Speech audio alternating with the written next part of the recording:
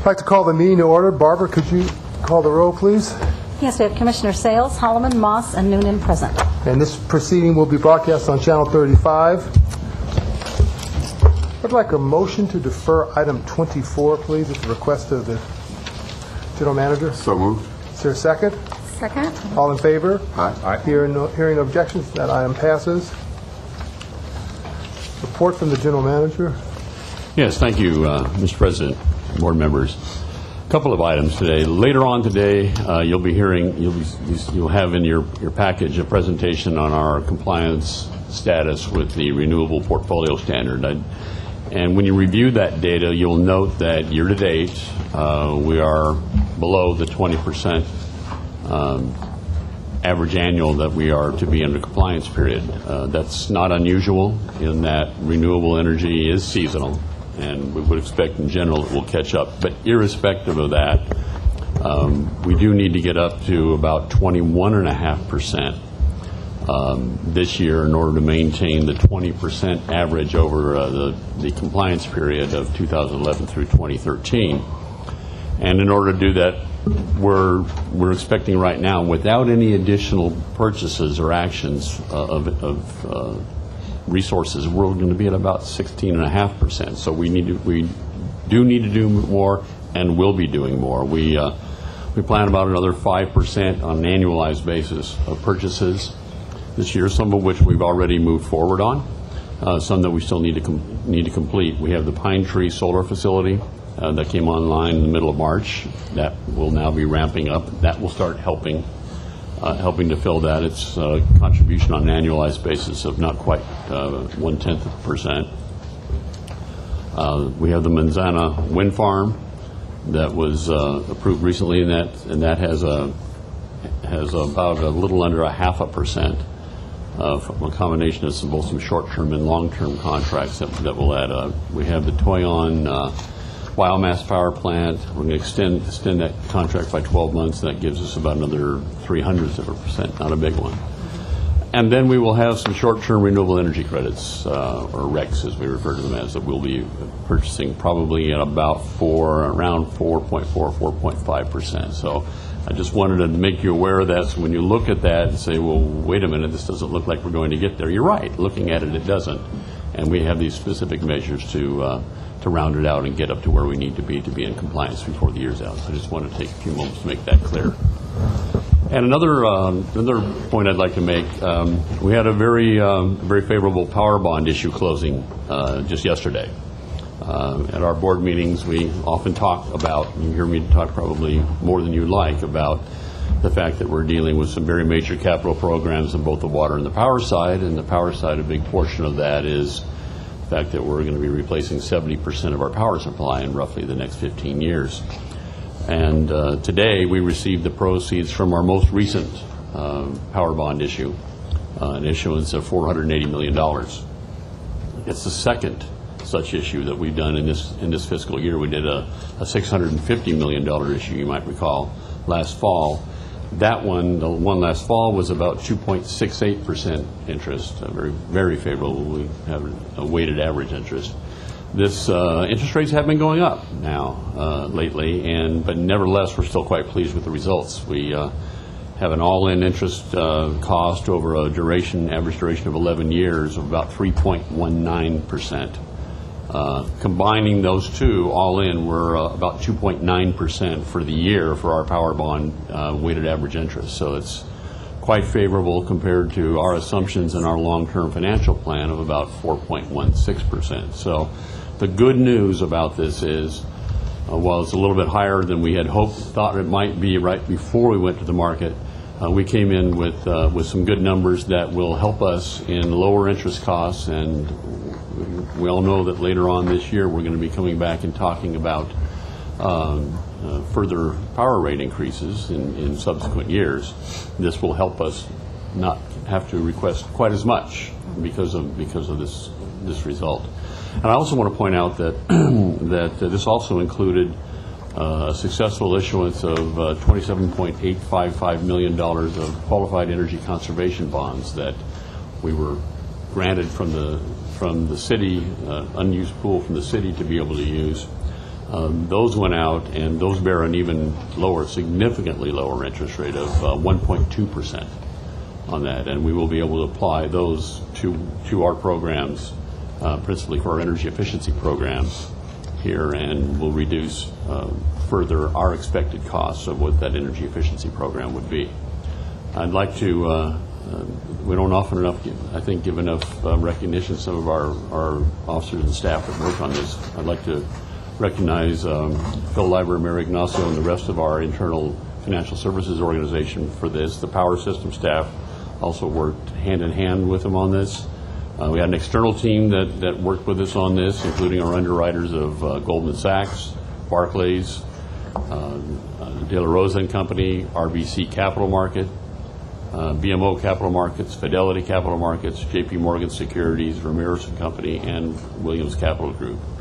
We will continue to be in the tax-exempt market regularly for power and water, and we have been getting good bond ratings for the efforts that we're doing, and I'm very pleased with the program that we've done here, and expect that we'll be doing similarly as we go forward. So that's the end of my report. Does that conclude your report? It does. Thank you. Comments or questions from commissioners relating to operations? Commissioner Moss? Yeah, hi. Couple of questions for the general manager. First, was there any fallout to LADWP resources from the powerhouse fire? And then going back to the renewables, is this indicative, our shortfall, is that indicative of a structural shortfall that is going to continue year after year as we go forward, or is it just a blip for this particular year? No, we have a general strategy that anticipates that we'll have some portion of our renewable energy purchases are going to be in renewable energy credits and short-term purchases to kind of top up. We have had some issues that we've been dealing with the California Energy Commission, frankly, on the credit that they're giving on some of our rooftop solar, and we're still in very earnest discussions with them on that, and that has in part affected, we believe we might not get the full credit that we had for, this is for the net metered solar. It's an issue that other public utilities are dealing with the commission on as well. That's part of why we are explains a piece of where we aren't quite where we want to be on that. But I think you can anticipate each year as we go through this compliance program that we'll have the vast majority of our expected compliance with long-term contracts, and in some pieces that will have to go to the short-term or the renewable energy credit market. It's a little bit more than we had planned for that reason that I just explained. And the powerhouse? On the powerhouse, we've had some minor facilities impacted there. I don't know, Chuck Kokoski, you want to just give just as it pertains to the facilities themselves in terms of what we have to replace up there. Just give a quick update on that. Yeah, we have to replace close to 20 power poles and related conductor, and also a small little pumping station at the top of the hill there. We have to replace that. So all in all, not too devastating. No. No. Then I have one other comment on a different topic. I noted in our board letter, in one of the items that we're going to get to today, reference to a shortage in staffing in contract procurement. So I'd like to request that the board be presented with a report that on that topic, number of positions that we have budgeted for, the ones that are filled, the ones that are open, and what's the hiring plan to bring that shortage to an end, and so that we don't have to have contracts slip into expiration periods. My recollection is that Ms. Williams is going to do a presentation on our procurement practices. She is indeed. We might fold that part, staffing into that part of that presentation. That would be great, but I think we really need to drill down on that issue because it seems to be a recurring theme that we've been seeing in our presentations. Commissioner, it is a recurring theme. Part of it is kind of where you are, and I guess you referred to as the gestation period of a contract approval. It is a long process, and some of the things that are coming to the fore right now are things that were at the start of the process, sometimes 9 months or even a year ago. And we definitely were encountering those problems back then. Not that we aren't still, but we have moved forward to get some additional people on board in the interim. Still more to go, and Ms. Williams will give you an update on that as we go through that. That would be much appreciated, although Yeah. in terms of gestation, I prefer fruit flies to elephants. I appreciate that, sir. Commissioner, Let it go, Tom. Commissioner, Let it go, Tom.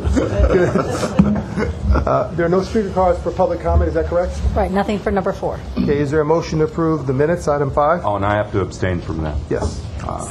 So moved. Second. All in favor? Aye. Opposed? Motion passes. We're going to pull from the consent agenda items 7, 8, 16, 17, and 19. And I have to recuse myself from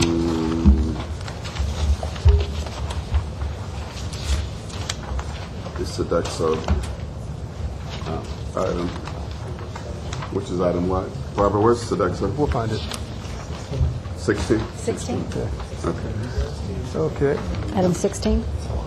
So I'd like a motion to approve items 9, 10, 11, 12, 13, 14, 15, 18, and 20. So moved. Is there a second? Second. All in favor? Aye. Hearing no opposition, What about 20 and 21 that are still on the consent? we're going to, well, I'm going to bring the person up, so Oh, we'll do that in just a second.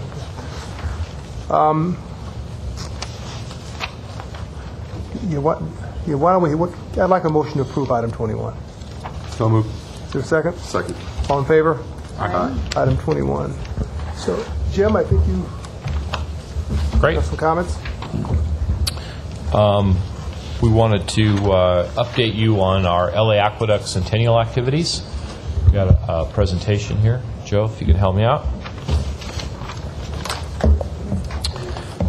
On November 5th of this year, LADWP and our city will celebrate the centennial of the LA Aqueduct. 100 years ago, water first flowed from the eastern Sierras to Los Angeles through William Mulholland's 100% gravity aqueduct.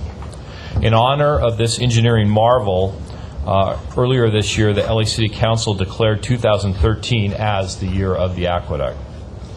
On November 5th, 1913, thousands of people converged on the LA Aqueduct, Cascades, and Sylmar to celebrate the opening of the LA Aqueduct.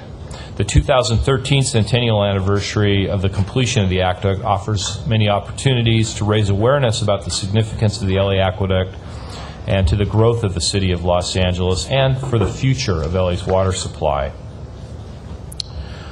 We've got our awareness campaign about the significance of the LA Aqueduct will focus on 3 key messages. The first key message is that the construction of the LA Aqueduct is a historical event that led to the development of the Los Angeles that we know today. The second key message is that the aqueduct remains a vital resource to our state and our city as we further develop local water supplies to meet the city's needs for the next century. And the third key message is that LA is a national leader in water conservation among U.S. cities, and LADWP is an excellent steward of its Eastern Sierra watershed lands. LA Aqueduct Centennial, Our Legacy, Our Future. We feel that this theme captures the historical significance of the LA Aqueduct, but also puts in context for today. The LA Aqueduct is the backbone of our water supply system, but we are also focusing on aggressively developing local water supplies. Our Centennial campaign provides an excellent opportunity to talk not only about our past, but also about LA's water future. We're very close to finalizing plans to hang a large banner on the John Ferraro building that will be visible facing the Grand Park, the county, and City Hall. We also have developed a number of street banners to hang throughout the city on light posts. They celebrate the history of the aqueduct while alternating with images depicting LA's water future. The water future images depict safe, dependable water for future generations, recycled water, a major focus of our local water supply program, and conservation through the images of drought-tolerant landscape planting. The street banners will rotate throughout locations in the city 4 times over the course of the year and will launch in July. We've also created an Aqueduct Centennial website, which can be found at laaqueduct100.com. It's full of historical photos, stories, and insights into the history of the LA Aqueduct. We'll also be posting stories and information about our centennial events and activities there. Another part of our awareness campaign is a new Facebook page that focuses on LA's water future. The page launched earlier this year and already has a following of about 5,000 Facebook users. The interactive social nature of Facebook has allowed us to have an online dialogue with our customers through posts and comments. If you're a Facebook user, I encourage you to check it out. It's updated almost daily with interesting information about water supply, media stories, and information on our water conservation programs. We've also planned a series of events around the Aqueduct Centennial. Earlier this year in February, we celebrated the 100th anniversary of the completion of the LA Aqueduct intake in Independence, California, in the Owens Valley at the Eastern California Museum. We were honored to have Christine Mulholland and Commissioners Noonan and Parfrey to join us for that event. We have a short 2-minute video that we put together that we'd like to show you at this point.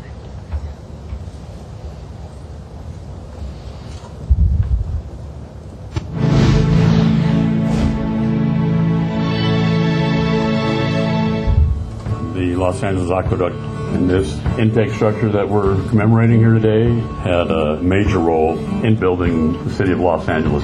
On February 13th, 1913, Mulholland and a dozen or so dignitaries stood on the intake to witness Mrs. Harvey Van Norman break a bottle of champagne to dedicate the structure, followed by the turning of 4 gates to allow the water to flow through. And 9 months later, after that intake gate was first opened, the water arrived at the Cascades in Los Angeles. Today is the 100th anniversary of the aqueduct intake. This amazing, impressive concrete structure, a symbol of the water system that forever changed the face of Southern California. My father was William Mulholland's only grandson, and as an environmentalist, I understand the controversies, but I also recognize the great genius and the history. I think we owe a great deal to the Department of Water and Power and all of the men who worked to build this project, given the time frame in which they worked and the understandings that they had at that time.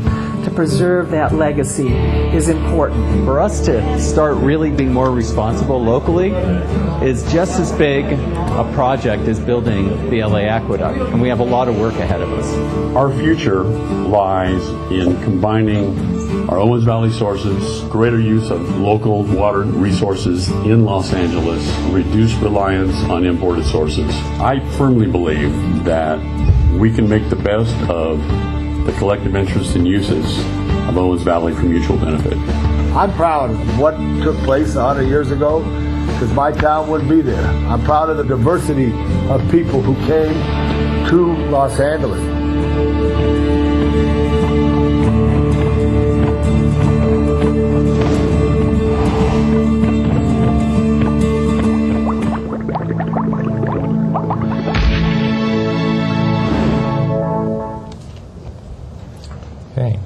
On November 5th, we're planning a civic event and open house here at the JFB for our employees, our customers, and the public to celebrate the centennial. We're also going to hold smaller events for our employees at our various work locations, including district yards and offices across our water and power systems. One of our key partnerships is with the LA County Natural History Museum. The Natural History Museum and LA Aqueduct celebrate centennials only one day apart. Cooperative events include a reception and dinner at the museum on November 6th, coupled with the unveiling of the museum's new LA Aqueduct Centennial exhibit. We also plan a dedication of the Aqueduct Centennial Park at the newly renovated Mulholland Fountain. The park's focal point will be a section of the original 100-year-old aqueduct pipe in a re-landscaped area featuring walking paths and water-friendly plants and benches.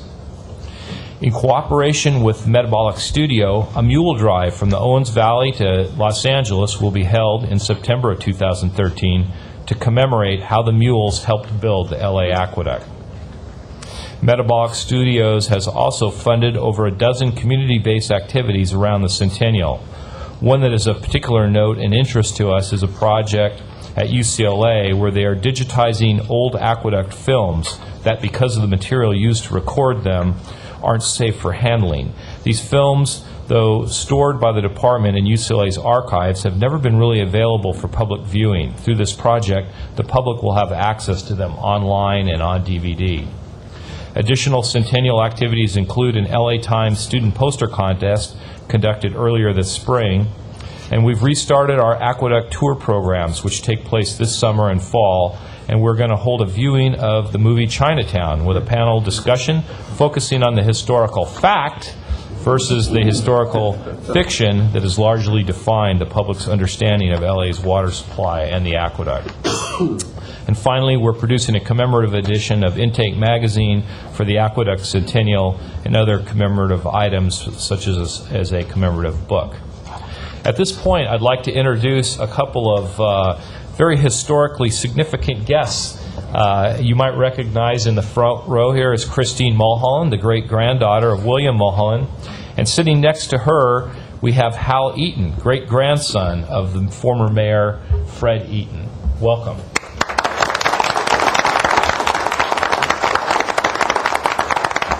Christine, if you'd like to say a few words to the commission, this would be a great time.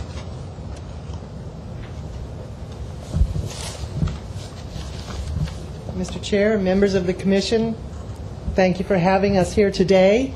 We've just had a wonderful meeting of the Centennial Planning Committee and have seen this presentation earlier today. I want to let you know that I live in the city of San Luis Obispo and served on the city council there for 8 years, and I continue after more than a dozen years to serve on the county's Water Resources Advisory Committee. So I'm somewhat familiar with the kinds of issues you deal with, although granted on a smaller scale. During my time on the city council, we completed our water reclamation facility, our wastewater reclamation facility, and now have purple pipe all over our town. We also found during that time that conservation is our cheapest source of new water. And over 80% of the toilets in our city have been retrofit, as well as shower heads. So conservation and reclamation, I'm so pleased to hear that you in this city are focusing for the next century on those major new sources of water, as we realize that importing cannot go on forever. Now, as to the celebration, Mr. Sales, a couple of years ago, I wrote you a letter encouraging you and the general manager to be sure that this centennial year of the Los Angeles Aqueduct is well recognized. I now have a face to the name. Pleasure to meet you, and I'm very, very pleased with the events that have taken place so far this year and those that are planned for the rest of this year to commemorate this very, very important part of Los Angeles history. And it's vital that that history be shared with all the citizens of your city, especially the children, because it will be a long time after this centennial before there is another big celebration of water, of the aqueduct, and the early water history of your city. And it's very, very important that people know their history, remember, and know where their water comes from. So thank you for all of the work that you do in making this a wonderful city and providing the services that you do to the citizens of this city. Thank you. Thank you.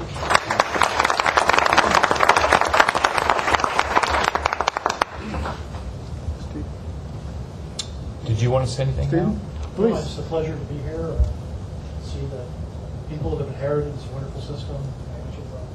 Thank you. Great, thanks. I think we'd like to take a picture. Right, if you could, Ms. Mulholland, Steve, you can come forward.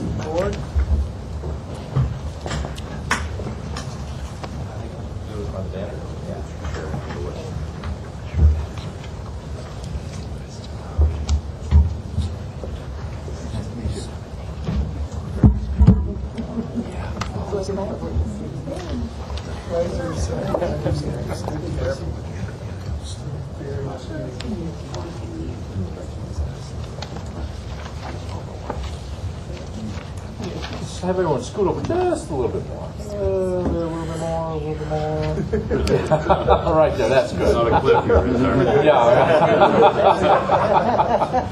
Very nice. Okay, here we go. All right. First shot here. Good smile, everyone. See how that looks. Okay. Okay, let's try that again. That's good. Big smile. Okay, here we go again. And here we go. Good. And last one. That's good right there. Very good. Thank you. Thank you.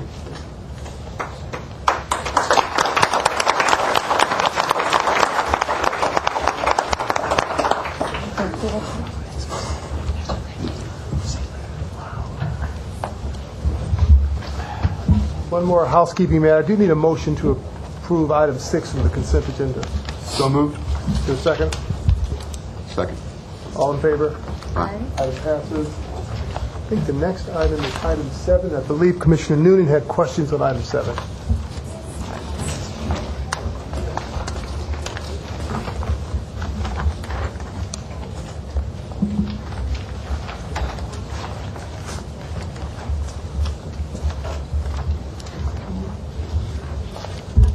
Come forward.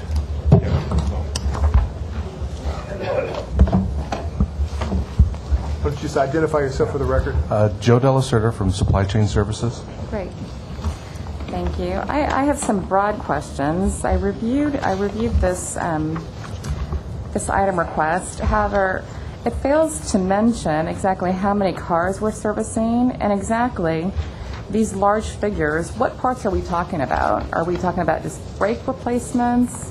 It would have been helpful for me if I had had just some more information on exactly what are we buying and for how many cars, and how does this compare to previous contracts? Have we ever considered outsourcing this and like getting warranties for the cars?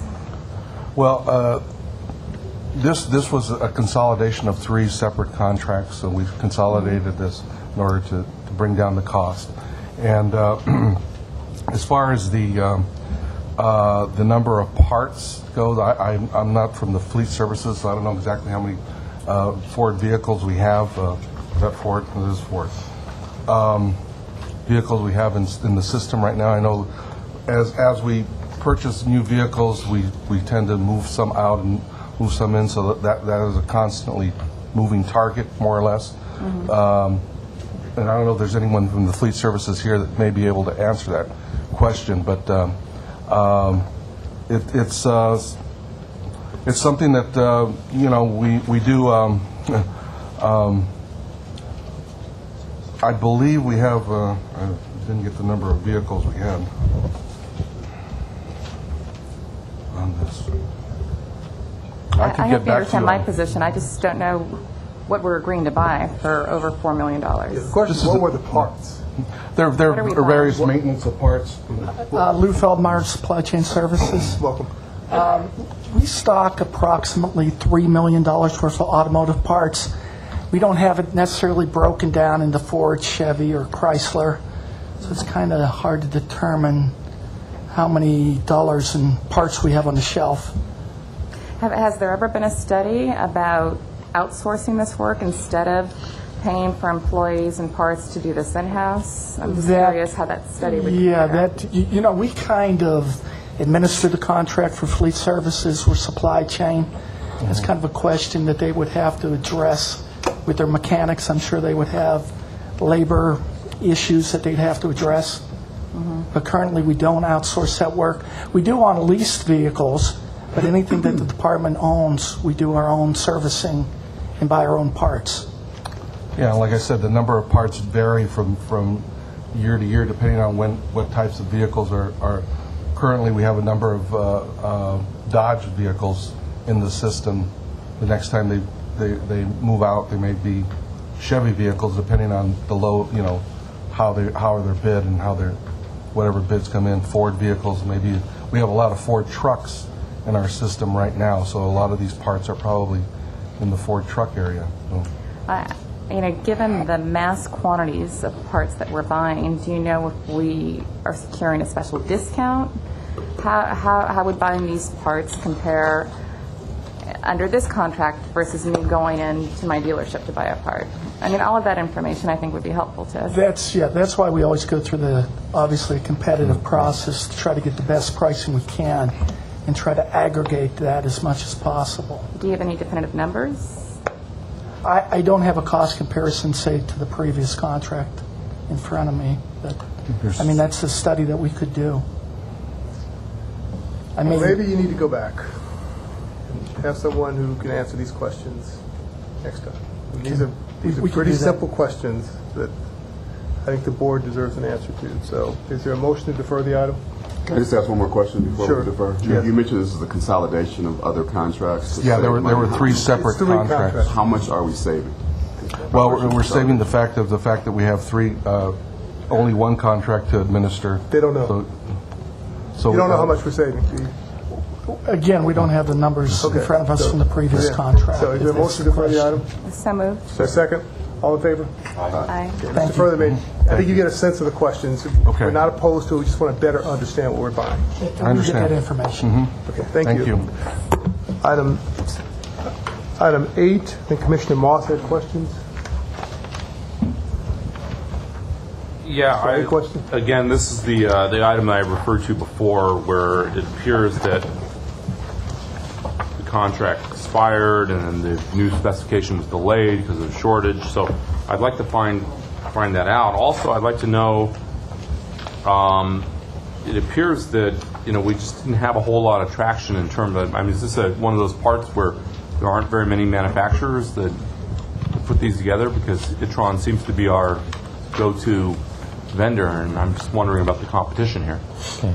Good afternoon. Bassam Abu Shakra, Power System Engineering. This contract expires in October 2013, but we have less than $100,000, and there was some delay in processing the new specification 446. So we're planning to advertise either in end of June or July.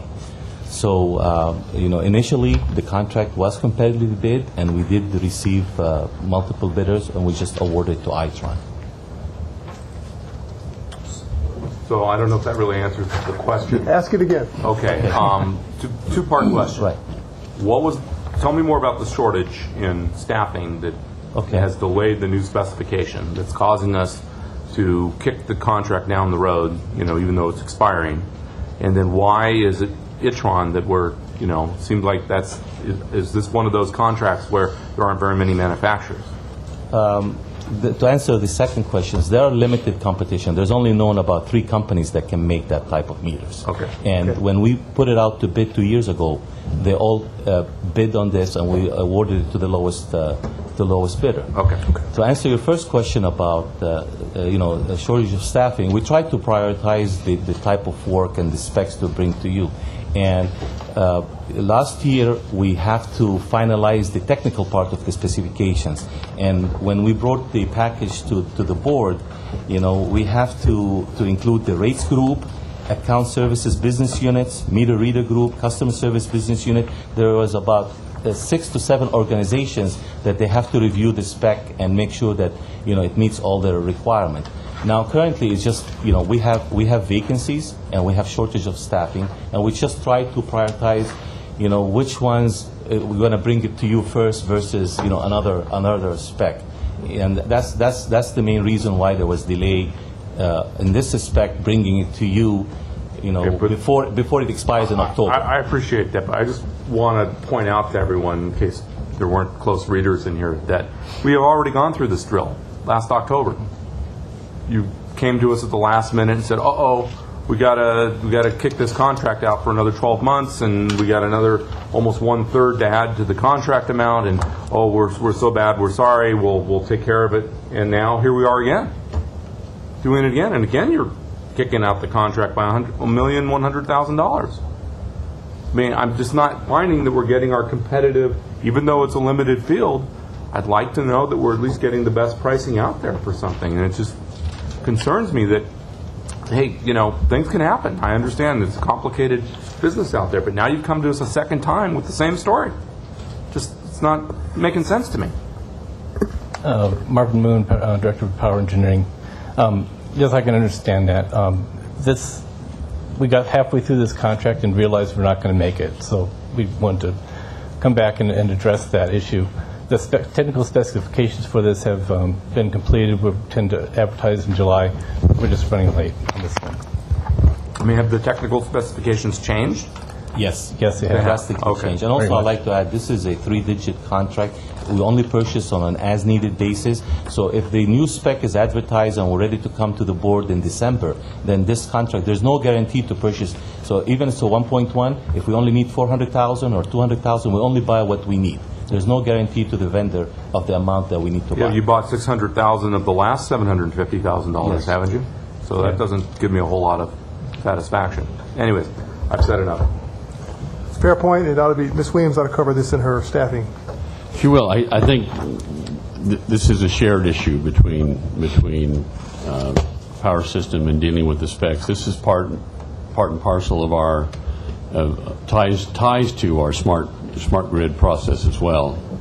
The specs have been changing during the course of that. We have been short on staff on here on the power side, on the spec side, despite the fact that we have approved a significant number of new hires to catch up on some of those backlog of both capital and O&M projects. We are still lower than we started the beginning of the year at in staffing overall in the power system, and this is one of the areas where it's hit us. So taking into consideration Commissioner Moss' very legitimate point, is there a motion to approve item 8? So moved. Is there a second? Second, but I do echo Commissioner Moss's concerns. I think we all do. All in favor? Aye. Opposed? Thank you. So I suggest you not come back with another extension. Just as a Item 16, let the record note that Commissioner Holloman is going to recuse himself on this matter, and Commissioner Moss has questions. I'll answer any questions. Whoa. Thank you. I just wanted a little context here. Now, this will take the Sodexo contract and extend it a little bit longer? Correct, 6 months. Okay. Now, didn't we also, it's kind of like a familiar theme here, didn't we also, a little while back, have the same sort of issue with Sodexo and needing to continue the contract because for various reasons we had to extend it out? Am I missing something here? We amended the contract. You amended it. Wasn't there an extension of time on that amendment as well? No? Not that I recall, but I can double check. Where we're at right now is after consultation with supply chain, and Gwen Williams had some very constructive changes to this RFP. We're now going from a 3-year to a 5-year agreement. The RFP is on the street, and it should close within the next month or so. Okay, I guess maybe I misspoke about the extension part, but I do remember when it was here last time, the board expressed some concern about the contract and said, get a new spec out because we want to make sure that everything is good with Sodexo. Because they had terminated, then they came back, they said they weren't making enough money, we changed the terms, we made them promises, we're paying them a lot more money on a monthly basis, on a guaranteed basis, and I seem to recall that. I don't know if my fellow commissioners remember that or not. So we changed the terms to the end of the current contract. This is the RFP, I believe, that you requested. It's been revised. It'll go out for 5 years. Okay. I think my commissioners get my point here. The thing that was not clear to me is I recall the last time we amended the contract, we waived their rent. Is that correct? And are we still doing that? Correct. So Yes. they're not paying rent, and we're paying them money to sell food to our employees. The economics just don't add up. Part of the challenge was that under a prior general manager, the department's JFB cafeteria was closed off to the public. Much of the financial support for the cafeteria came from non-employees. And we've opened it back up, but as with any other business, once you close down and people no longer depend on you, it's hard getting the business back. The few times that I've gone down there, they're always busy. And so, I mean, I really don't see how this really makes sense, you know, for us to be providing the real estate, paying not only for their rent and their utilities, but now paying them to sell food to, how many employees work in this building? Day shift, we're probably looking at somewhere in the neighborhood of a little under 2,000. So this agreement only goes for another 6 months until we get the new contract in. The RFP that's gone out goes back to the prior agreement where we're going to get a percentage. Okay, so where are we at then on the RFP and the new, you know, It is on the the going street. forward? It is on the street. It's on the street. What are our deadlines? When? I believe it'll close within the month. There's been an extension requested, I believe, for another week, so it should close within the month. And then when will you be coming back to the board with the results of the new bidding process? Based on the evaluation process, we're probably 4 months away. Okay, and what happens if we don't approve this item today? Then food service will no longer be offered in the cafeteria. As of what date? I believe it's July, somewhere around July 17th.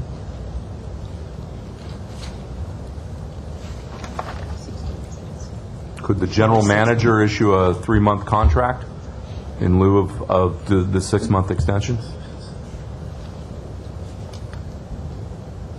I think due to the extension of the existing term, I don't believe that's, I'll defer to council, but I don't believe that's possible. It's a board contract, so it has to be done by the board. I see. On the other hand, we can issue a 3-month contract rather than a 6-month contract. But you said 4 months probably before you're back, right? Based on the evaluation process, I mean, how clear are you on that time frame? Because I see where you're going, President Sales. Are you absolutely certain you'll be back in 4 months? Not absolutely certain. Process involves doing site visits and some other. How do we expedite the process? It's difficult to expedite because it's getting people out to whoever the vendors are, however many vendors there are, which I don't know at this point, or how many proposals we have, rather. If I could add to this, Commissioners, this is a unique bidding, and this isn't something we go out that often for, and it is a situation where we have to go out, visit the other vendors, we take a look at the other facilities where they've done this, we talk to the client or customer of those other facilities to get a good view of how that's done, because this is it's an important service to our employees here, and I have daily conversations with our supply chain. And we will get back to you with this explanation of where we are in terms of hiring and backlog and such in terms of people to deal with this. But the fact of the matter is, expediting these things, every one of these almost every one of the contracts that you see here are contracts that we're trying to get expedited because it's taking too long. It's just a fact. It is taking too long to get through our processes to bring these to you. And I know you get tired of them being last minute. I get tired of them being last minute. We're working on fixing the machine, but it is not a quick fix. I guess what I'm reacting to in this instance is because I seem to recall we had a similar conversation as this last time. And I would think that when we amended things last time and we made it very clear that we weren't happy about that amendment, that you would have done everything under the sun, the moon, and the stars to not come to this same situation again. I mean, I just don't know if you're hearing this. Commissioner, it's not a matter of not hearing you. It's just a matter of there are multiple fronts. We're doing more procurement than we've ever done in years at this utility, and we're doing it with fewer people right now. And it's biting us. I think what we need is, when Ms. Williams comes back, for her to prioritize the contracts, because we have a sense of those that are most urgent. My sense is we're probably working on those that are most urgent. Mm-hmm. This may fall in the second tier, but I don't know that. Maybe. So why don't we include that in the report? Okay. Now, I guess from where I am on this is, I completely agree with Commissioner Noonan and Commissioner Moss on this. It's irritating, it's a problem, but it's food service for our employees. I don't think we have a choice under these circumstances to approve the contract. I We don't agree like with that. being in that position, but I think that's where we are right now. Two quick points. Attachment 4, which is the amendment number 1, August 31st, 2011. The proposed amendment does not change the contract amount or the original end date of July 16th, 2013. The other thing that this contract provides is the department's emergency operations center is in this building. So in the event of emergency, this vendor, Sodexo, or any other vendor who would get the contract, they're obligated to come in and provide support to our emergency operations staff. Is there a motion to approve? Yeah, I move to approve. Is there a reluctant second?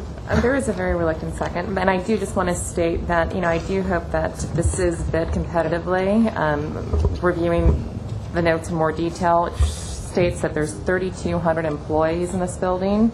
I would think that a food vendor could make a nice profit without us paying for their rent and subsidizing their business. And I hope to see that in the RFP results. Thank you. All in favor? Aye. Opposed? Item 16 passes. Item 17, Commissioner Moss. This item is another amendment, and the question I had about it with PricewaterhouseCoopers is that the actual amendment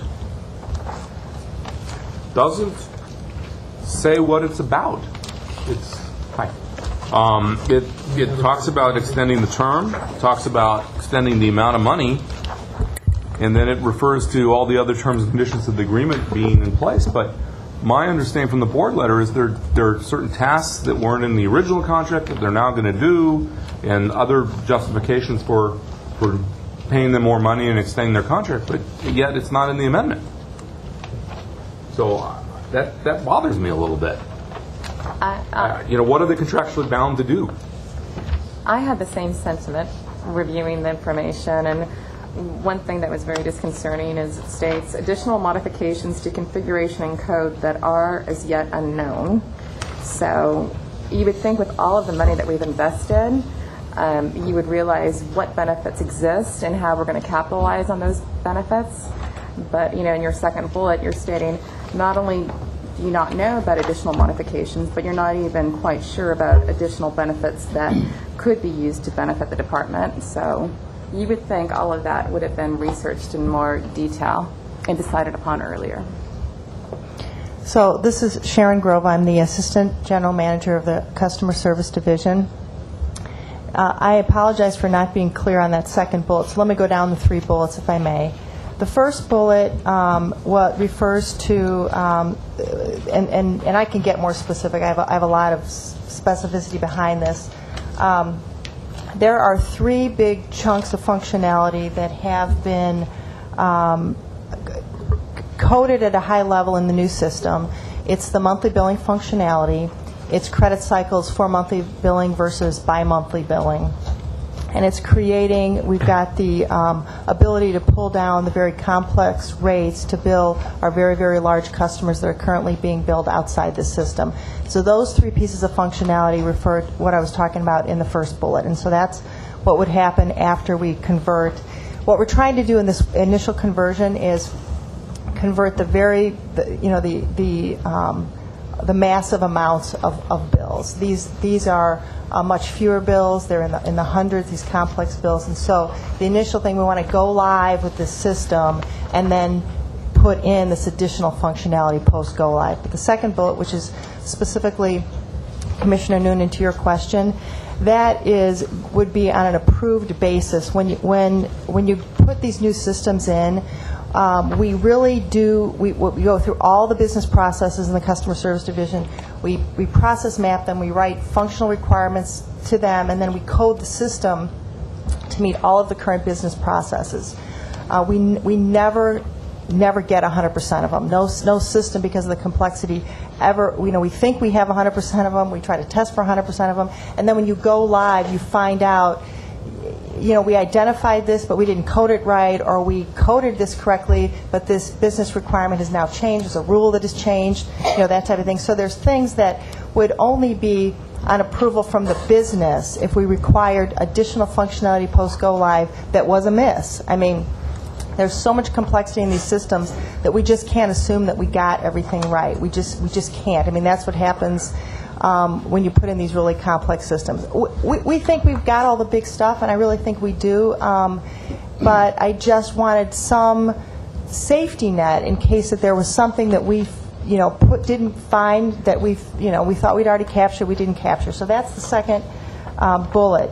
And then the third bullet is really a system maintenance bullet, and just to kind of go through the whole thing, and that is to continue to have the technology supported until we have full knowledge transfer across our IT organization. So that was the third bullet.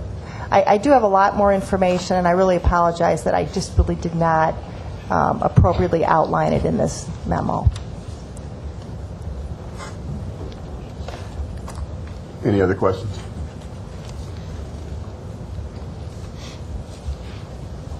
No. I don't know. Do I have a motion? So moved. Do I have a second? No. I think that there's more information that should have been provided, and I think in the past you've really outlined your case very well. But at this point, this is a very substantial amount of money, and I don't feel comfortable seconding the motion. Could I amend the motion by amending it to a motion to defer? Absolutely. I'd like to do so. Is there a second to amendment to defer? So moved. Second. All in favor? Aye. 17 has been deferred. Thank you. Item 19.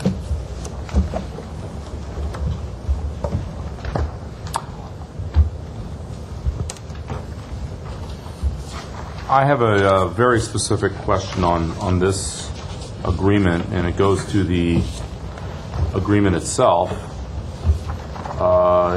In item 3 of the agreement, or paragraph 3, it says that it's a 2-year, the initial term is 2 years? That's correct. And then in item 12, or section 12, it says that the price adjustment will happen every 5 years. And my understanding is that our program is that we price adjust on the expiration of the initial term and every year thereafter. Right. That's correct. That's correct. So there's an error here.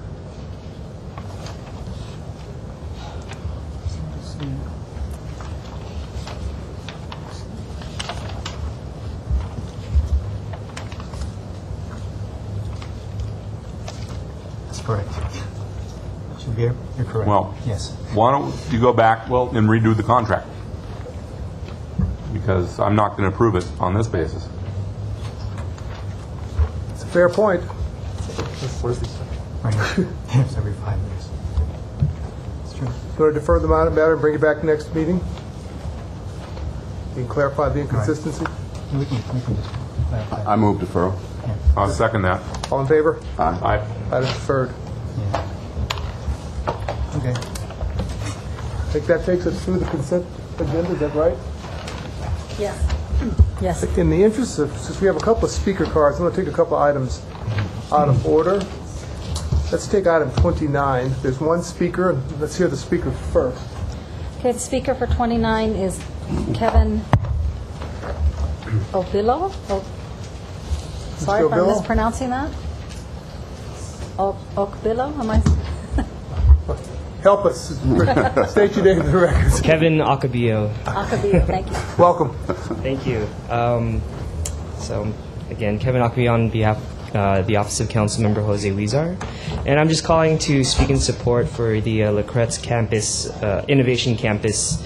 We're very excited to have this industry hub come to the city of Los Angeles. It'll be a fantastic and brand new facility to showcase and hopefully lead Los Angeles into the future.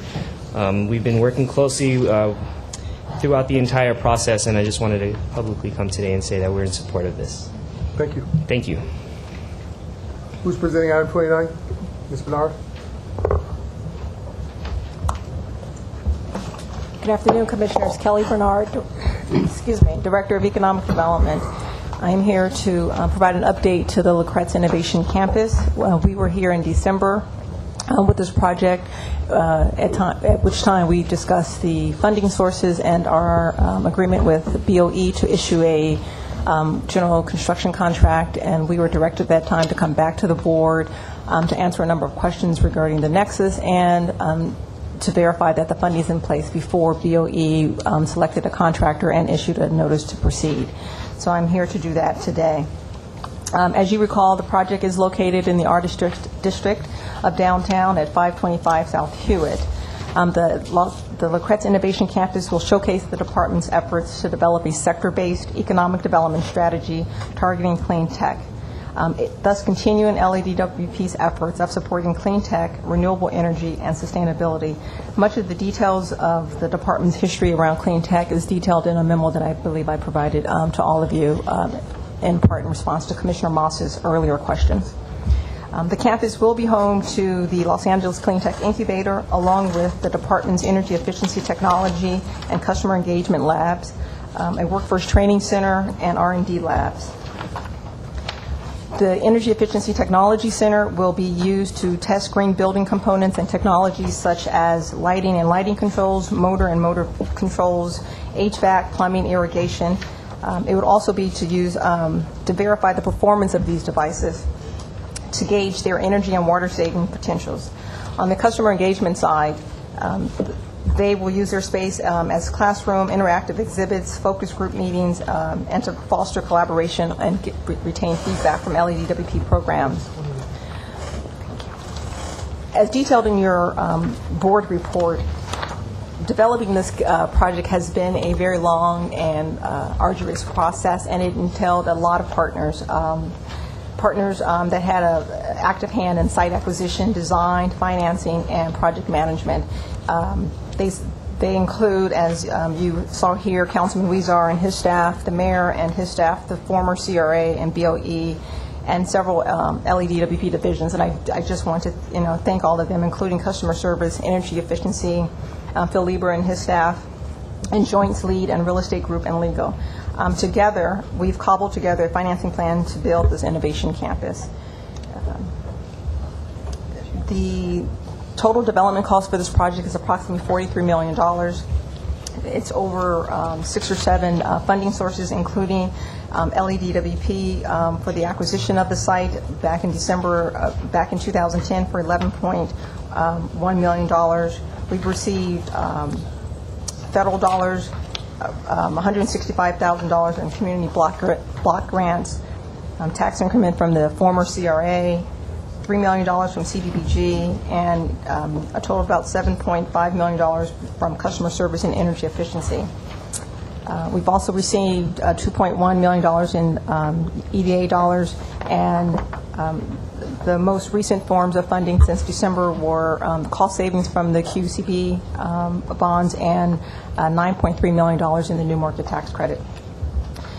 On the QCB, these are the City of Los Angeles had $27 million in QCB funding that they were planning to use, and we talked to them about transferring those funds to us, to the department, to use for some of our other financing, and because of that, we were able to have significant cost savings, and some of that cost savings is going to be used for the Lacrette's project, and others will be used for the department's solar projects.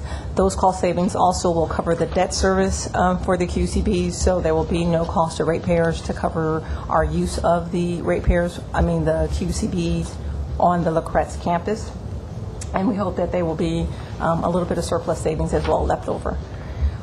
For the new market tax credit, in December when I was here, at the time the federal government had not approved or reauthorized the new market tax credits, and I was very hawkish in saying that I felt that they would renew, and indeed they did. It was a great New Year's present for the industry, and so the new market tax credit program was reauthorized.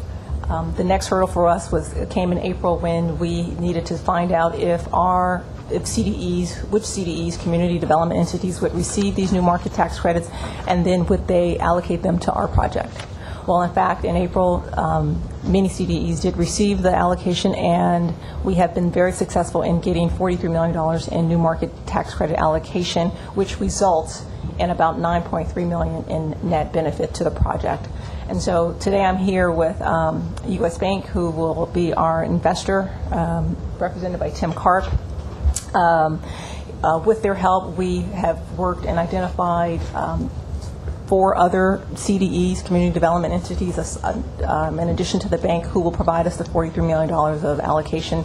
They've all provided us their commitment letters. They've gone to their boards and approved it, and so this summer we will be closing the transaction to do that. U.S. Bank has done over 55 transactions with the partners that we've assembled for over $650 million, so we're very confident that this will be yet another one. And the proceeds, the new market tax credit transaction is expected to close no later than August. The CDEs must close these transactions so that they can apply and receive a new round. So they are all very anxious to make sure that we close and are successful in doing this. And so with that financing package, we have the funds needed to allow BOE to select their the lowest bid or the most responsive bidder. They are scheduled to do so tomorrow, and we hope to begin construction later this summer. And that's it. I'll take any questions. Questions, Commissioner Moss? Yeah, I do. And thank you, Mr. Bernard, for coming back and clarifying and confirming that the capital stack is all in place, and that makes me personally much more comfortable with how everything is. And I also want to commend everyone, including Phil Lieber, with the creativity of using the QECB bond funding. They're a little complicated. It took me a while to really understand what they're doing, but I think it's a good thing for the department. Now, having said all that, this innovation campus presents us with an interesting dilemma. There's a lot of investment by DWP in what's going to be an incubator, and really the pitch is that this is good for the economic development of Los Angeles. And I think that, and I've said in the past, that DWP should be using its resources to promote economic development in Los Angeles. The question is there enough of a nexus here? Because this is a lot of money. And so I have a few questions about things. But before I get into that particularly, I'm sort of curious about the contract that BOE, because BOE is really going to be building this, and BOE is taking the responsibility on all this. Can you describe the elements of the contract that BOE is going forward with, as far as you know it, because that's what we're particularly being asked to approve today? Sure. Without devote, I can't. I don't know who the board is going to select, but the general contract that was released, or the bid that was released, was for the rehab and construction of the 60,000 square feet building. It is an unreinforced masonry building. So of the proposed $23 million in construction costs, a significant portion, almost $17 million of that, will go towards the seismic, making sure the facility is. We're building a building within the shell. No one wants to knock down the old brick building, so you're going to build a building within that shell, and so you have to make sure it's seismic fit, that it's safe. There was a bit of environmental remediation that went on to do that. It includes a photovoltaic canopy over the parking lot. Again, there's going to be classroom spaces. There's going to be a prototype lab. There's going to be workshops and R&D lab. So there's both a wet and dry lab. So we've had to bring on a specialty firm to design those, who are experienced in doing that kind of design work. On the construction side, again, it's the RFP was very specific to make sure that the responders had at least 5 or so projects of this kind of work, not just construction, but dealing with unreinforced masonry buildings. So it does entail that sort of work as well. So so the DWP is going to have its smart part of our use is the smart grid laboratory is going to be in the building. Is that correct? No, not the smart grid. It's the energy efficiency. The energy efficiency laboratory. So yes. We're going to have our facilities in there, and we're going to be using it now. Does that extend out to, you mentioned there's PV at the site, does that extend out, or is DWP going to be in charge of that PV or the installation of that PV? As it's currently written, it's part of the current construction contract, but it is built separately. It's not going to be in the building. It's going to be above the PV canopy. It's going to be on the parking lot. I see, but is DWP workforce and our people who have PV experience, are they going to be the ones constructing that and installing that under this contract? Currently, it's not written as such. Is it possible to carve out of the existing contract that, I mean, since it's our, it's directly going to our energy efficiency, wouldn't it make sense that our guys are and women are the ones who are installing it, putting it in there? Yes, and we can talk to BOE. It would be a change order in the contract, but they are, I did speak with BOE, and they can do a change order, and so that the PV canopy is done separately by our Okay, I think that would, there's some nexus there. I think that would make some sense. Also, going back to the sort of return on investment portion, the incubator is going to be run by the LA Clean Tech Incubator. That's yes, and they you're will the director of that, right? I sit on the board of the directors. Okay. Of that, yes. Now, what sort of remuneration is the department going to get over the years from all these little incubators that are going to be populating the Lacrette's Innovation Center? Well, again, the incubator itself will be paying rent as a tenant. Although it will be the primary tenant, it will be paying rent as well. They have not started, currently the way the incubator operates, that they do not take an equity position or a role in the companies that they incubate. They provide the service, and for that they receive a fee. There has been some talk about the sustainability of the incubator and perhaps changing that model, and if that's indeed the case where they start taking equity or having first looks at the technology coming out of there, then yes, we can be a part of those conversations to make sure that benefit accrues back to the department. Okay, I think that's a really nifty idea. I know that at the university level that's often done, and I think that for the department, since we're investing so much money into this, even though we're promoting the economic development generally in the city, I think we should also be looking out for our own interests and those of our ratepayers to try and get some return on investment, and that may be the best way to do it, especially if we're able to capture some innovative technology that is homegrown in our own backyard, literally with some of our resources. That would be, I think, a very logical thing to do. So I would, from the board, and hopefully my fellow board members will join me in this, would like, in your role as a director of the incubator, to be pushing for that on the department's behalf. Absolutely. Okay. Do we have the wherewithal in our financial group to determine evaluations and taking equity positions and the like, and whether an investment is good or bad, or one we should take an equity position in? Do we have that expertise? We've not been called on to make that type of determination. I think should things move in that direction, we can work with some consultants. No, I think it's a great idea. There could be some very worthwhile IP that comes from that, or property that comes from that we'd want to be a part of. But I just want to make sure that if we're going to go down that route, we have the requisite experience to make an intelligent decision as to whether we take a piece of something or not. Yeah, I really want to pick up on what Commissioner Holloman just said. Assessing equity investments in startups is not our strong suit at all. On the other hand, we could, for example, get a royalty-free license in new technology that comes out. That's a risk-free investment, would permit us to use the technology. We'd get the benefit of it without trying to figure out picking winners and losers in this kind of problem. So I'd be more inclined to take that approach than trying to take an equity But the important thing is that we should be looking at these issues and encouraging the board to be watching out for the DWP's interest in all these investments that we're making. So we get some return. Yeah.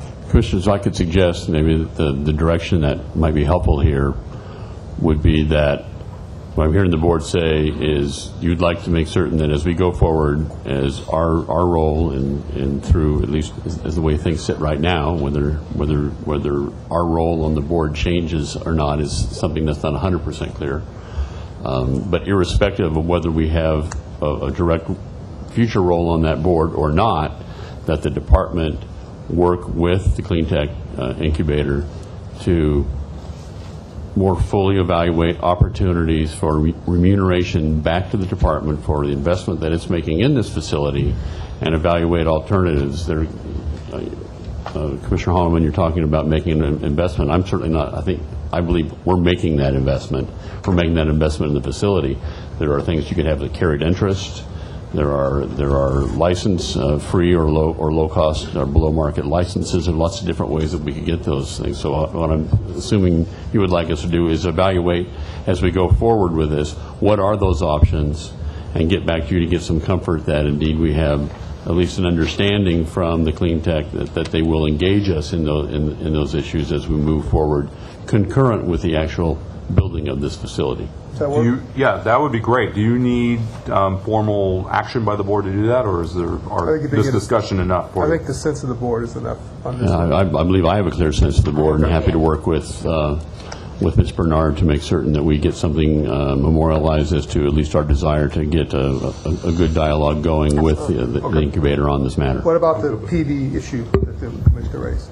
I think you should do that by way of a formal amendment to the pending resolution. Okay. Let me put that in the form of a motion. Sure. Carve out the. Yeah, that I would. I'll move now for the passage. If you would like to entertain a motion With the amendment. With the amendment to ask BOE to see if they can carve out the PV for implementation, installation, construction by department resources. Just for clarification, what I'm hearing is saying, assuming it's possible to get that done. Correct. Yeah. Correct.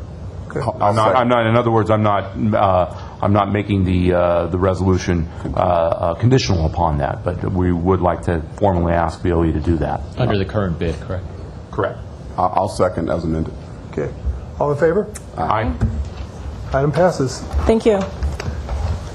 Item 27, we also have a speaker card on that one. Yes, I have 2 speaker cards for item 27. The first speaker is Mike O'Gara. Mr. O'Gara?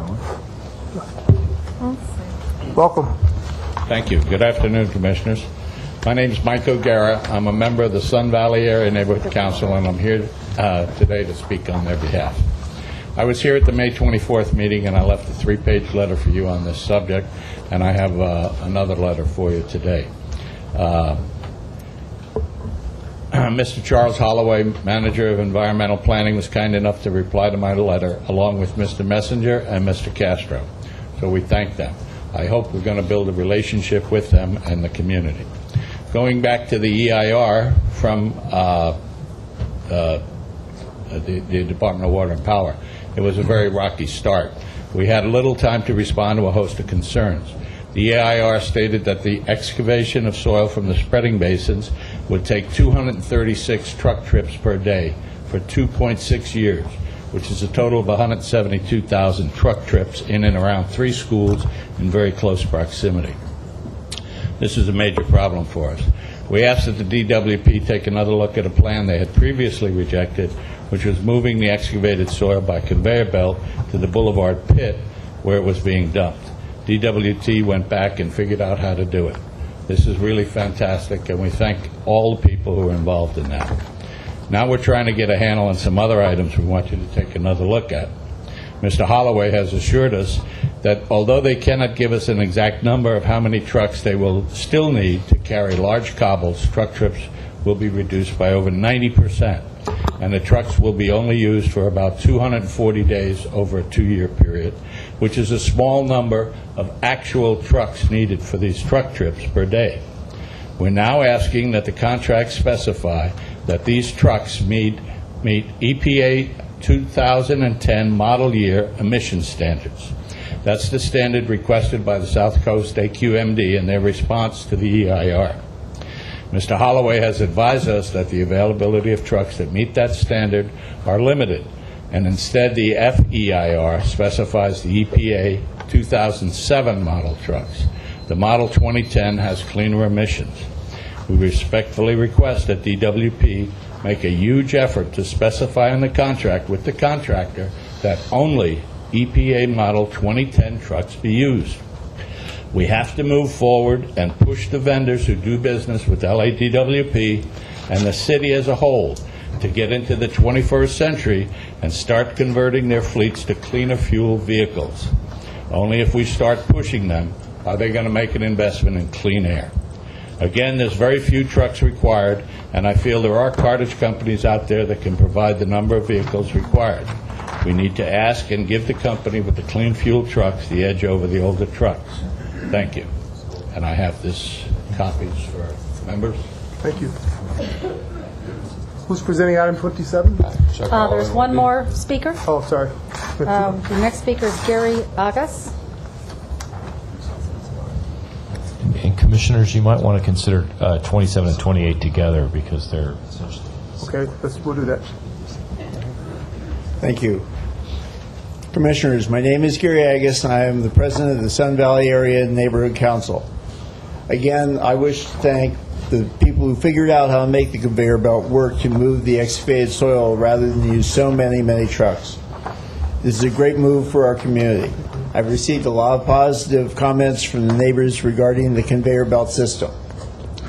I do wish to ask for two more items to be considered for the FEIR document. Please add the words in AIR 12 construction, during high speeds, suspend all excavating and grading operations when wind speeds as instantaneous gusts exceed 25 miles an hour. This language was in the SCAQMD's letter to help cut down on fugitive dust, as the site is so close to schools containing sensitive receptors. I also request that all active sites be watered twice a day. We've been assured that that's actually the minimum, so pleased to hear that. Thank you. Thank you. So let's consider 27 and 28. Who's Chuck High will be presenting the environmental component. And David Pettyjohn will be presenting the project. And he's appropriately clad in his green shirts. Okay. Thank you, President Sales, Commissioners.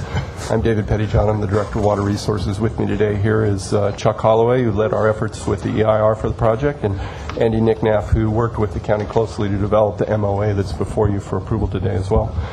Very quickly, the project itself, it's to make improvements at the Tonga Spreading Grounds, which we own. It was built in the 1930s. It's a 150-acre site.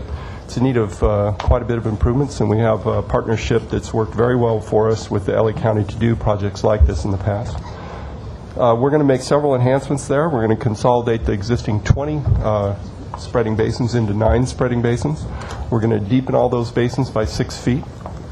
We're going to increase the storage capacity by doing that from 100 acre feet to 790 acre feet, so a substantial increase. We're going to improve the intake structures and the control structures, and we're going to have open space enhancements there that'll include passive recreation, some walking paths, and some signage. The benefits of the project, currently the Tonga Spreading Grounds, on average annually, we capture about 5,200 acre feet of water a year there. After we make these improvements, that'll increase by 8,000 acre feet a year, so more than double the amount of water we capture at that facility by making these improvements.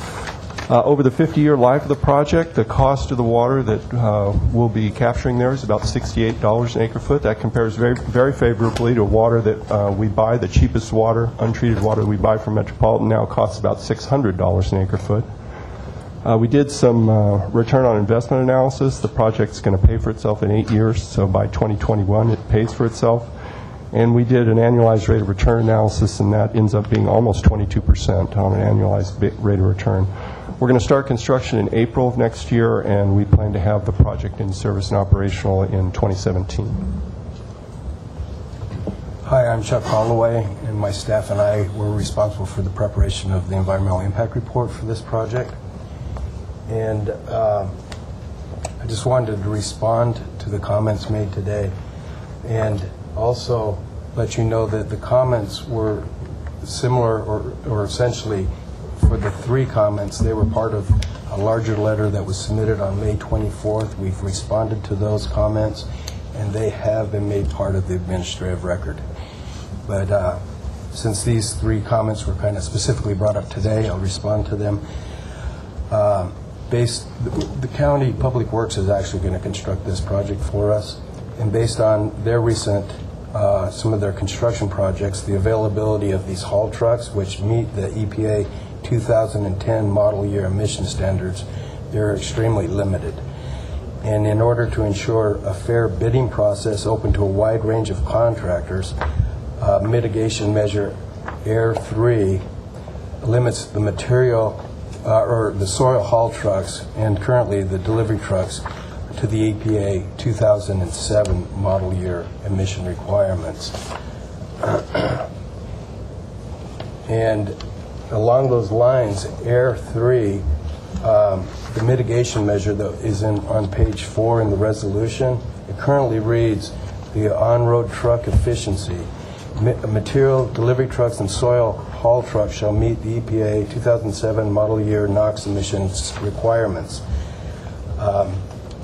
We're requesting that actually be amended to say the soil haul truck shall meet the EPA 2007 model year NOx emission requirements. However, the material delivery trucks shall meet the EPA 2007 model year NOx emission requirements when feasible. And the reason for this is oftentimes when we have materials delivered, we order the materials and we don't have control over oftentimes those trucks. So although we will encourage them to do some outreach and track that. And so that would be one thing we would ask, that you would adopt that change. The two other things about the site watering of dust is that and actually I guess he didn't read that into today, but they were requesting that we water at least twice a day. We're implementing a large host or mix of dust control measures, and one of them, it does include site watering, and it's anticipated dependent on site conditions that we will water more than twice a day. The last thing about the winds greater than 25 miles an hour, we do have a mitigation measure, Air 12, which requires implementation of high wind fugitive dust control plan when speeds exceed 25 miles an hour. But these measures include the possibility of limiting grading and excavation. However, there are other measures such as watering, covering, and restriction of grading and excavating, and some other dust control measures that would be, rather than just cease all construction. And anyway, that's my response. So, if I'm understanding you correctly, they're getting 2 out of the 3 that they're requesting, essentially. Yes. Okay. The trucks are a problem. The trucks, yes, but even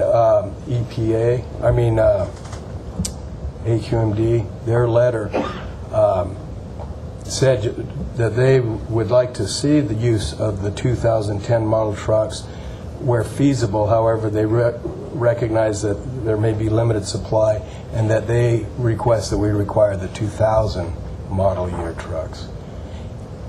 And so that's what we did. The only thing is we're asking that for delivery trucks that we just say we're feasible. Okay. Anything else you want to tell us? No, except that we've cut down the truck trips over 90%, and we originally thought it was infeasible to put the conveyor belt. It was not part of the original project. Responding to community comments, we went back and really sharpened our pencils, looked at this. It's going to require some tunneling under the freeway, but we're able to make this conveyor belt system work. And so really we're just talking about some vegetation and stuff at the initial grading, and then where we have large cobble that just isn't feasible to transmit on the conveyor system, and that's what we would use the trucks for. No, I want to commend you. I think it's a pretty nifty solution you came up with. It's pretty cool. Thank you. Commissioners, just one other thing I wanted to mention on item 28, which is the MOA on this. The agenda item mentions a term of 2 years. It's actually a 6-year agreement, which is what's reflected in the board letter. So the agenda is just not correct. So I just want to make sure that. Thanks for clarity. One other thing too is I appreciate Mr. Pettijohn, your your ROI and your internal rate of return comments, because I remember when we first asked you about the project, we were concerned about that. So it's good to know that. Thank you. Other questions or comments from commissioners? there a motion to approve? The only question I have is amending Air-3, the mitigation measure, to include that if feasible language. Yes. So, okay, understood. Is there a motion to approve as amended? As amended, yes. Second. All in favor? Aye. Item Thank you. passes.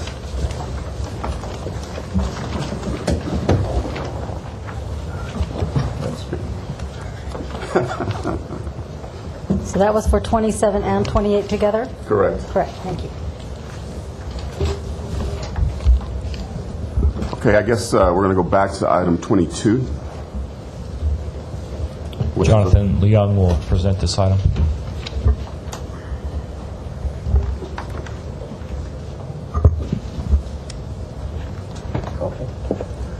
Good afternoon. By Mr. Keith Sessions. Partner in crime here. Okay. Good afternoon, Jonathan Leung, Water Distribution Division. Keith Session, Water Distribution Division. Okay.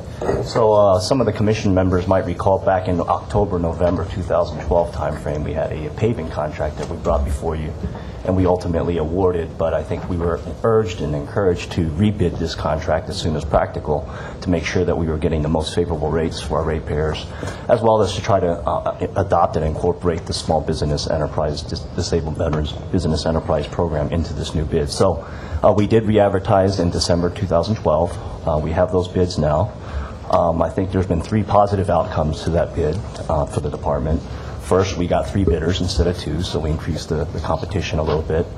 Secondly, on 85% of the contract unit items, there's 200 contract items here, we actually received lower prices, so that bodes well. And then overall, if you aggregate all that together, we have the potential to save maybe up to $8 or $9 million a year on our paving costs if we fully utilize. So I think those were some of the positive outcomes. Probably one clarification, the current contract we do have, we're obligated to spend the 25% minimum on that. Right now, through yesterday, we spent about $5 million, so we're on track to maybe be utilizing that contract through the middle of August, and then this contract would take effect once that's done. Can you just back up a second and talk about what was the difference between the bid that you put out this time versus last time, and what was the impetus behind another bidder and saving $8 or $9 million bucks? Yeah, you don't always get that fortunate outcome, but we didn't. There's 200 contract items. We really did not change much of it. So I think what you're going to allude to there is probably the knowing kind of people saw what each other's bids were, increased interest. We got through the state databases. I think we got a lot of subcontractors and primes showing up. So I think with the anticipation that there would be some competition, I think we got the favorable pricing. More competition works. It does. I have questions. I don't know if the other commissioners saw the correspondence that arrived by the second lowest bidder, but it seems like they had arguments about the process and how it was handled. So I don't know if the department has had a chance to respond to that letter, but it just arrived, I think, this morning. Which one? The letter from Medina Construction's attorney. Oh, boy. I did not see this. Yeah, there was a protest, I believe, that was submitted at around 2 o'clock yesterday. Is that a timely protest? Yes. But after reviewing that legal document, I would like some of their questions answered. How were you made aware of? I haven't seen the letter myself. I haven't. I received it by email. I believe Barbara forwarded it to all of us. This morning? Either this morning or late afternoon yesterday? It was, 2 o'clock yesterday afternoon. Email. Yes, it was yesterday. Are we going? Commissioner, that letter does raise a threat of litigation, so that is an item we should address in closed session if you'd like to take it up. Well, may I ask that we maybe put this off until we go into closed session Absolutely. and revisit it? Absolutely. Do we need a motion to defer, or we just put it off until... You just take it. We'll just take it out of order and take it back to closed session. All right, we'll do that with 22. Okay. It's easy to miss with all the stuff. Barbara, I believe item 30 is next. I have item 23. Also, Tom didn't... Oh, I got you. Okay. So 23, 25, and 26 are yet to be done? Yes. Okay. Item 23. Item 23 is for some rate assistance. We have a talented and experienced rate and financial planning staff that does require some supplemental support and expertise for the rate development work that lies ahead in the coming months. The rate support is needed for a variety of reasons, including development of rates that are acceptable to policymakers and the public and are well explained, rates that are legally supportable in terms of complying with Prop 26, 218, and other legal requirements, and overall rates that are fair, appropriate, and ones that encourage the desired behavior from customers, such as conservation in times of shortage. And to that end, we are requesting support from experts in a variety of areas, including the development of cost of service studies, rate design work, help in report writing to document our conclusions to you, the council, and the public, and support in terms of public outreach and explaining our revenue requirements and why we're making the changes we're making. We put out an RFP a number of months back, and we received 5 strong responses from extremely well-qualified firms with expertise in this area. We do have a proposed agreement that gives us the combined resources of the 2 top respondents. This would be a team led by PA Consulting with support from another competent firm, SAIC, and a variety of subcontractors. The work, we believe, can be done cost-effectively. It's a contract for $1.25 million. It is a 3-year contract. However, this contemplates just 1 rate action during this 3-year period. Should we decide that we are going to need more than 1 rate action, for example, if we go only for 2-year rates, we would probably need to come back in that 3-year term for some supplemental funding. We have Jeff Peltola and George Chen who are available to answer any questions on the contract. Thank you. Questions from the commissioners? I do. During my tenure on this board, it seems time and again we keep re-entering into contracts with PA. And what caught my eye here is typically on most requests you restate that you propose awarding the contract to the lowest bidder. In this item, you don't state that. You don't state that they were the lowest bid. Rather, you say that they're competitive. So can you tell us how they're how the amount that they're requesting compared to the other 5 responses you received? We have a score team that have a power system, water system, and the FSO, a joint team together. And before even we put out the contract, we set up the criteria, not totally based on the cost alone, but also the experience and other the factors together. So, and then we sit down, look at the proposal, and we score individually. Then we meet it together, come with the final score. So, looking at all 5 firms, and obviously PA had a lot of experience in the past, and they just did our race successfully, and we went through a period of time. It's very difficult to get our information across. So last time we just finished that. So their proposal looks much more like we can accept, and so that's why we have a number of criteria, and then they score the highest at the end. I just think, to me, I'm concerned in that there have been other times where the department has stated that we should contract with PA, even when they were representing the city and we were in disputes.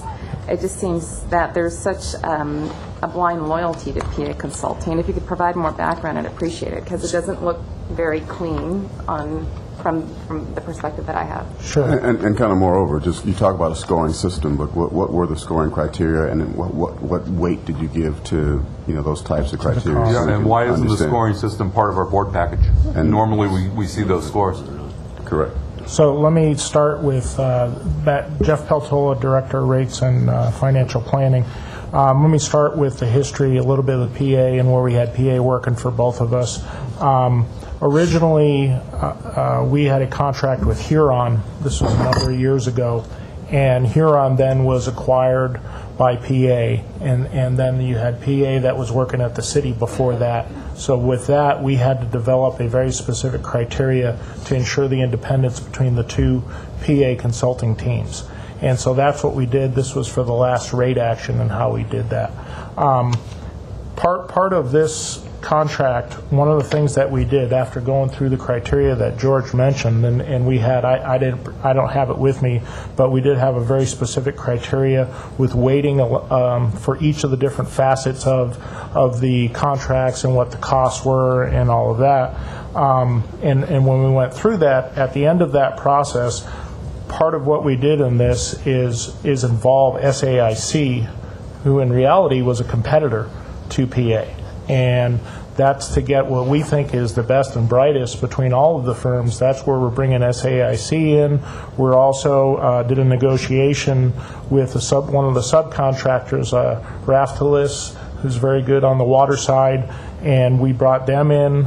So we took what we thought was the best and brightest throughout all of the different proposals that responded. And that's where we've developed this contract. It was a number of negotiations after that we did it. As far as PA on the costs, what I recall, George can correct me, they weren't the highest, they weren't the lowest. Their rates were, as we say in here, competitive. I don't remember the exact numbers. I don't know if George does. They're probably in the middle, and we score them based on their approach and technical solutions, and they write almost like a proposal to us, what studies they should have done, then we compare to the industry standards. And also we look at the firm histories and what kind of person experience they bring into the table. So a lot of things that we score them, and we look at, like just Jeff said, we went through a lot of discussion, and we come to that. We are aware that the case, but they had the most experience on the market at this point. And I would just add, Commissioner, we were very concerned about the independence of going back.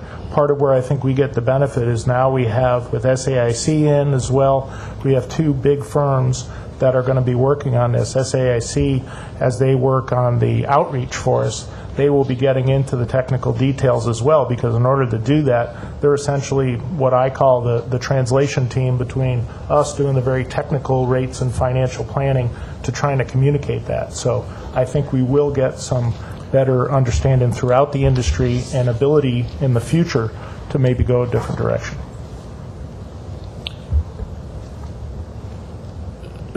Phil, if you could explain, I believe there's an understanding with respect to the role of the consultant here vis-a-vis any work for the city. If you could clarify that, please. Yes. I guess to be very clear, this is not more of the same in many important respects. First, that arrangement that unfortunately did exist in the past where PA was working for both the department and the city, serving as the regulator, that will no longer be the case. PA is going to be working exclusively for the department going forward. The RPA or the city, to the extent that they need outside resources, it will not be PA. We have an understanding with PA. They are going to be working exclusively on our behalf going forward. The other point to make is, as was mentioned, this is not the same PA team that served us in the past. It's a much broader team. We're getting experience and resources from other top quality firms. PA did have the most responsive bid, so they are serving as prime. But SAIC, that was essentially the number 2 strongest proposal. We're going to be getting all of those resources. We're going to be getting to know them. They're going to be getting to know us. So we view it as broadening our opportunities and not being entirely dependent on PA to the extent we had been in the past. That's helpful. Thank you. I'd like to move for approval. Is there a second? Second. All in favor? Aye. Aye. Carries unanimously.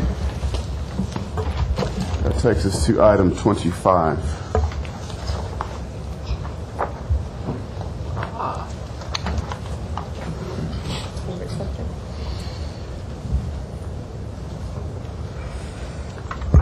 We want to take this one in closed session?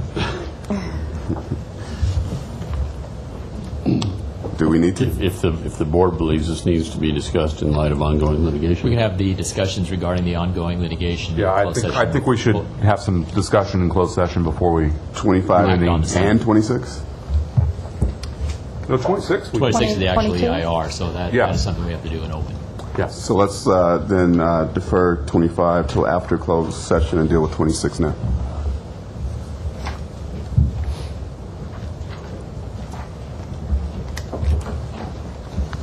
26, just for recollection, is a continuation of where we left off at the last board meeting. Proceed. We're asking you to certify the environmental impact report and approve the dust mitigation project, which we refer to as Phase 7A. And staff recommendation is the proposed project was the order from Great Basin. We did the environmental impact evaluation, which included cultural resource surveys. Last Friday I gave a presentation, so I don't want to repeat all that. But it turned out there were significant cultural resources that were going to be impacted with implementation of that project.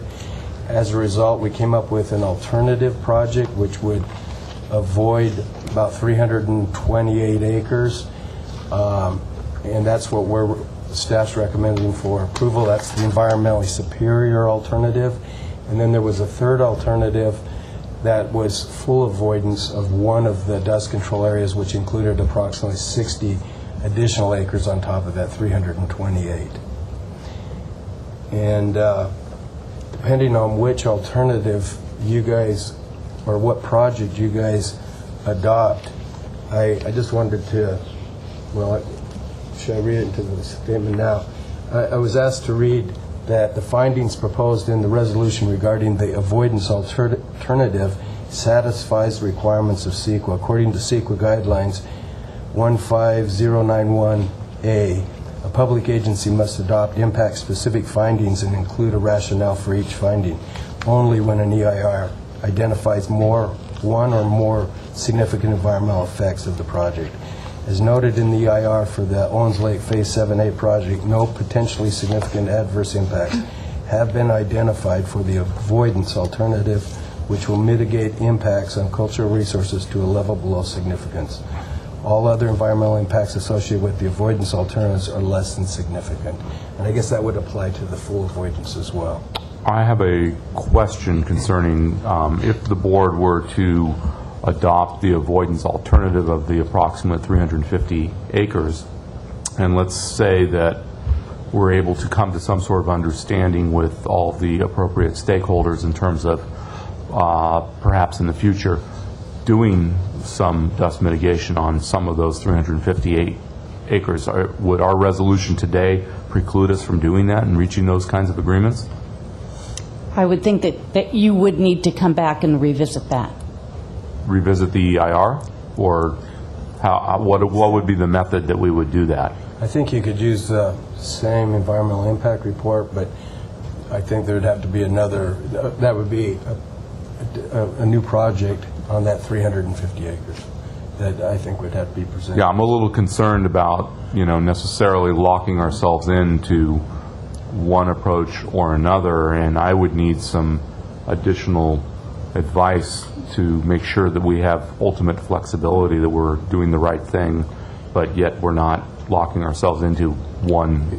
Is there time sensitivity to moving 26 today? Yes. Yes. And in terms of the EIR, it has evaluated every alternative, including the actual recovery of these resources. So based upon that EIR should be sufficient if you were to come back and want to take a different action. But I do think that you would have to come back and pass another resolution. But I do believe that the EIR would be sufficient because it has analyzed that for the areas that you're talking about, the 350 acres. So if we Commissioner, I would sorry to interrupt, yes, but please, go ahead. I would recommend that perhaps we take up the EIR after we do our closed session items. I think that's a wonderful suggestion. Didn't the chair suggest that before we? Yes, you can, but I didn't think that we would get to the point we're at now, but I think that's a great suggestion. I would just like to add one last thing is what we were recommending the approval would also be if it was the avoidance or full avoidance would be contingent on Great Basin changing their order. Correct. I appreciate that. Okay. So we'll take 26 up after closed session as well. That leaves one item on to be discussed, and that's item 30. Item Prior to 30 closed is session. regarding the resolution for the use of proceeds from the California Air Resources Board auction for the AB 32 cap and trade program. When the AB 32 cap and trade program was adopted by the Resources Board, electric utilities were given an allocation. And that allocation can only be used for the benefit of retail ratepayers consistent with the goals of AB 32. One of the elements for publicly owned utilities is it can either go into a compliance account or into the auction. And what the regulations require is that if it goes into the auction, those funds that come back need to be used for those goals and needs to be adopted by the governing board. So what we're proposing under this resolution is that any funds that do come back under an auction be used for any programs that reduce greenhouse gas emissions, including mitigating the cost with that, including renewable energy, demand response, and energy efficiency. And we included other components in there regarding just the management of AB 32. So we're requesting approval of the resolution. So moved. Second?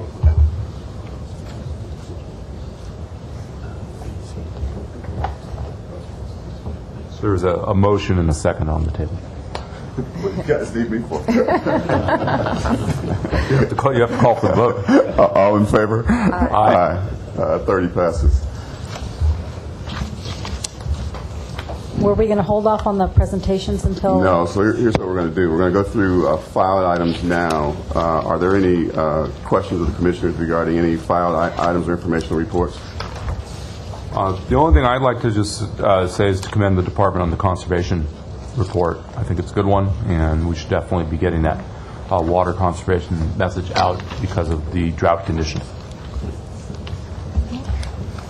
Thank you. Great. So what we're going to do now are 3 management reports. We're going to do 32, B, C, and D. And then we'll have those presentations. Then we'll go into closed sessions, and we'll come back out and clean up what needs to be cleaned up. So let's go to 32B now.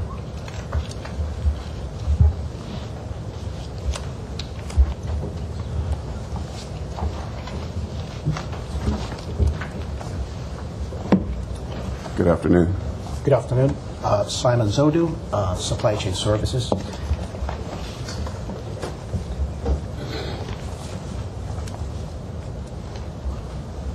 Please proceed. Good afternoon, Commissioners. I'm here to present the status of the LADWP Small Business Enterprise and Disabled Veteran Business Enterprise Opportunity Program. First slide.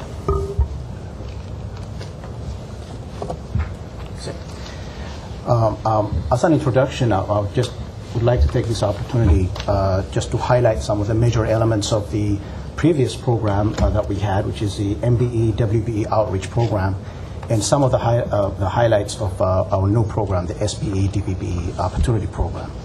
Our MBE WBE program typically had a 15% goal associated to minority businesses and 7% for women businesses.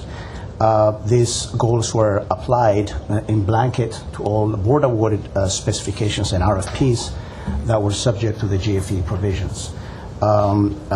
Certified minority and women business enterprises as primes were not given any credit at the previous program, and they were required to perform a good faith effort documentation and fulfill all the obligations that were required. Under the new program, the SBA DBB program, good faith effort is required only if the bidder meets or exceeds the established SBE and DBBE goals. But in lieu of the GFE documentation, such bidders that meet or exceed the SBE and DBBE goals are required to submit a letter of intent, which is an affidavit between the bidder and the selected subcontractor, certifying to the department that there are committed amounts stated there and the subcontractor is willing to work with the prime contractor.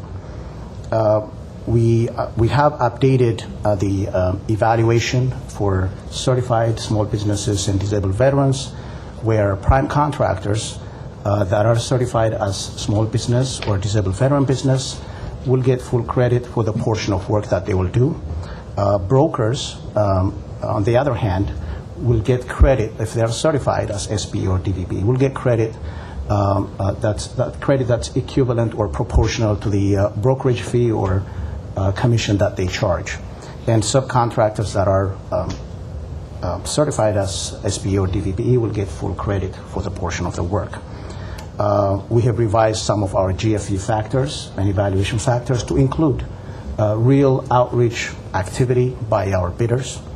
And we have started setting goals to our board-awarded bids and bid specs and RFPs based on subcontracting opportunities and based on availability of small businesses in the work area.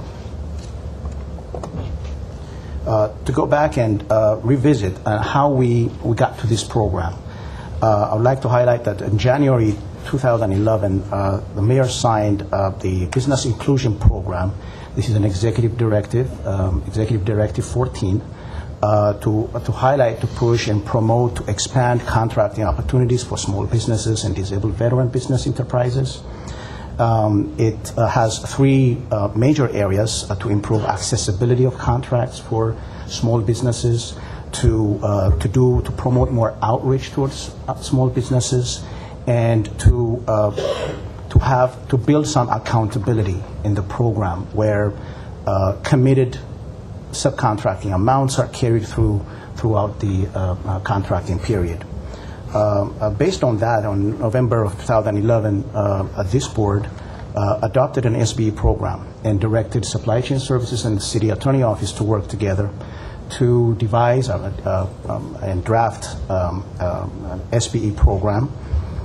We did so by starting to research on what other programs are out there.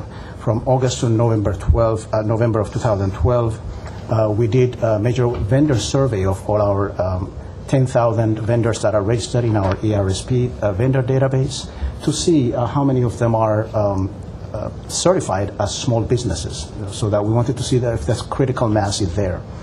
And we have held a series of meetings with small businesses and advocacy groups to garner their feedback. And on December 4th, this board, and the board approved our current Small Business and Disabled Veteran Opportunity Program to be implemented effective January 15th of this year, in 2013. The next slide is very much detailed status and the various key elements of the program. This is just for your information, but I would like to summarize this table on the following slide. So far, what have we been doing? The Supply Chain Services has reviewed, for goal-setting purposes, approximately 67 board-awarded specifications and RFPs since January 15th. Can you just go back for a second and just speak to what the certifications are from the City of LA and the State of California that you've adopted? Accepted certifications for small business include City of Los Angeles Small Business, Emerging Business, and Small Local Business certifications. From the State of California, we accept the Small Business certification and the Micro Business certification. We accept the state's Disadvantaged Business Enterprise certification and the federal 8A certification. In addition, for disabled veteran businesses, we accept the state's Disabled Veteran certification. Thank you. You're welcome.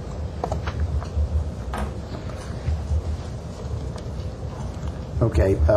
Out of the 67 solicitations that we have reviewed for goal setting, 45 solicitations, we have established goals for 45 solicitations because of the availability of subcontracting and subcontracting opportunities in general. Out of those, 7 bids are in the process of in the pipeline for board approval. So you would see these 7 bids starting from today and the following board meetings. Out of the 7, I would like to break down on what our achievements were 4 bids where the bidders met or exceeded the established SBE and DVBE goals, with 2 bids resulted where the bidders did not meet or failed to meet the established goals, but however, they were able to provide us with good faith effort documentation that was compliant to demonstrate to the department that they have met their burden of outreaching to small businesses and disabled veterans. There was one bid, an RFP, where it resulted in non-responsive bids as opposed to our SBE DVBE program. 38 bids and RFPs are either advertised currently or being evaluated at this time, and they will come in front of this board for approval in the coming months, weeks and months. Out of the 67, 22 solicitations did not have any set goals, but we encourage bidders to look out for subcontracting wherever possible. The reason why they didn't have goals is when we do research, we couldn't find any small businesses that would be working in those type of areas. So very limited, but our goal is to maximize the goal setting. Right now we are at 70% of our contracts, we set goals. We would like to bring that up to 90%, that's our goal, but some contracts every now and then would not meet that criteria. Okay, accomplishments to date. In anticipation of the implementation of this program in December of 2012 and January 2013, we conducted an orientation session for department employees, specifically contract administrators, spec writers, and RFP developers, for them to be, they are our front-end people that deal with the contractors. We wanted them to be knowledgeable about the department's policy. We approximately 300 department employees attended these classes. January 15th is the effective date. And from January through March of 2013, we invited various vendors, small businesses, and large prime contractors to come in and to offer orientation sessions for those as well. One area that we clearly use is our pre-bid conferences. At the pre-bid conferences, we take our time to discuss the program. We want to make sure that our bidders are certified, and we encourage them to certify their subcontractors. We want them to meet or exceed our established goals. That's part of the promotion that we do. That's part of the outreach that we engage in on a daily basis. In April of 2013, in addition to what we've done, we convened a new SBE DVB Advisory Council. This is a council consisting of about 2 large-size LADWP prime contractors, and we invited 3 SBE DVB advocacy groups. This is just the start of the public-private partnership that we want to build. We want to make sure both public and private entities give us feedback on the effectiveness of the program, and it will help us in the assessment. Moving forward, I'm pleased to report today that in 2 days, on June 6th, we will be holding our DWP will be hosting our LADWP Connection event. Unlike our prior business expos here at the JFB, this event is designed to bring in prime contractors and do real networking with available subcontractors. So we have invited about 27 large size prime contractors to come here as exhibitors. This is our effort to build relationships, to build capacity, so that we can realize better numbers for our SBE and DVBE goals. We're very excited about that. So far, the numbers that you see here are from out of last Friday. But as of this morning, 560 vendors have RSVP'd to attend the event, and we have 27 prime contractors that RSVP'd. We'll set up about 45 tables. This would include all various department sections and divisions that will be talking to our vendors. We have invited other proprietary departments as well to make sure that the outreach program is successful. We have listed a sample of about 26 of the prime contractors who I have invited, and we have received confirmation from. Okay. Following that, starting from July 15th of this year, starting from next month, we would like to start submitting a report to the board on the achievement of the SBE DVB program. This would help us in continuously assessing and being transparent to the board, to the ratepayers and the vendor community, to make sure that better evaluate our program. It's very important for us to make sure that our set goals and committed goals are carried through. It's a very serious matter for supply chain services, and our new program gives us the tools to push ahead and hold prime contractors accountable. Will require a prime contractor to submit an SBE and DVB utilization plans with their invoices, and we think would realize and help bring in more small businesses and new businesses. Approximately a year from its implementation, around January of 2014, would like to come back to the board.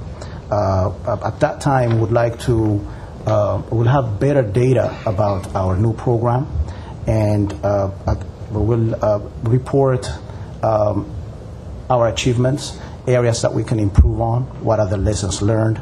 These are the areas that we'll present, and we'll make some recommendations on how to improve the system. We work hard to promote the program. This is an ongoing engagement for supply chain services. Our objective is to be inclusive, increase the subcontracting numbers, bringing more small disabled veteran, minority women, and disabled veteran businesses into our contracting world. Thank you, and I'll be very happy to respond if you have any questions. Thank you. Just what I'd like to see is coming from the June 6th program, just a management report at the next meeting about how that turned out and what the upside was as a result of having that on Thursday. I'd like to see that in the management reports, maybe the next meeting or the meeting after. Any questions from other commissioners? No, but I'd like to commend you for your comprehensive presentation. And it looks like a great program. I know a lot of thought and attention has gone into it, so I wish you well with it. Thank you. Good stuff. Commissioner Nanda? No, I echo Commissioner Muss's thoughts, and I'm very excited about the June 6th event. Okay. I think for a long time this board has been asking the department to try and attract more solicitors for the RFPs, so I think this is a good step forward, so thank you. Thank you. Thank you. 32C is the Solar Incentive Program status and proposed modifications presentation.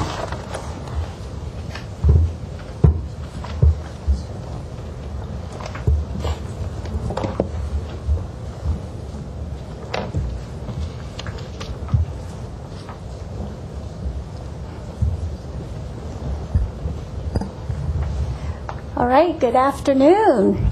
We need some coffee here. Anyways, thank you for having me here. My name's Ann Wood. I am from the Solar Energy Development Group for LADWP, and I would like to give you an update on our solar incentive program. And I will also like to go over some of the proposed modifications we would like to make to the program, which we will bring back to the board on June 18th. So, as you know, we have had a solar incentive program since 1999. However, in 2007, we've made further commitment to the program through the SB1 program of $313 million. $288 million of that will be for the incentive portion. We have it on a 10-step declining scale basis. We have always offered a higher incentive because of our lower rates compared to other utilities. The state required minimum is at $2.80 a watt. So right now we have about 76 megawatts installed on our grid on rooftops within our city, and that is the whole solar incentive program. Of that, the SB1 program, we have so far sent out payments of $157 million for 57 megawatts. Currently, $70 more million is in line for about 43 megawatts that is, some are online and some will be online pretty soon. So we are left with about $60 million for the program, which shall last us till 2016. We have been seeing record-breaking participation level. It's a fantastic thing that we've been seeing lately since 2009. Back then, we were seeing about 90 applications a month. Now we're seeing 300 plus in applications, and most of that is a result of the leasing that's made available. They take about 75% of all the applications we see. So the solar incentive program has two sectors, the non-residential and the residential. The non-residential program, as you recall last year when we reopened the program in July, $20 million was subscribed within 20 minutes of its availability. We will start offering it again in July this year, and approximately $15 million is left in the non-residential fund. What's interesting to note is since the solar pricing has been dropping, we are seeing in the last few months about 5 megawatts from the non-residential sector making an application without the possibility of having an incentive. And when the non-residential program runs out, we will have the feed-in tariff program available for that sector. In recent months, the renewable energy credits that we wanted to count towards our RPS goal, the California Energy Commission is a group that enforces procedures on how to account for the RECs. They have adopted, they haven't adopted yet, but there are procedures out there right now that will be adopted on June 12th. With that, the language that is stated, the RECs that we are counting on for the solar incentive program is going to be listed under portfolio content category 3. We wanted to count on them as portfolio content category 1. Currently, we are offering 40 cents a watt for these REC values, and right now we can go buy them on the market at 2 cents a watt. This is far less than what we are paying right now.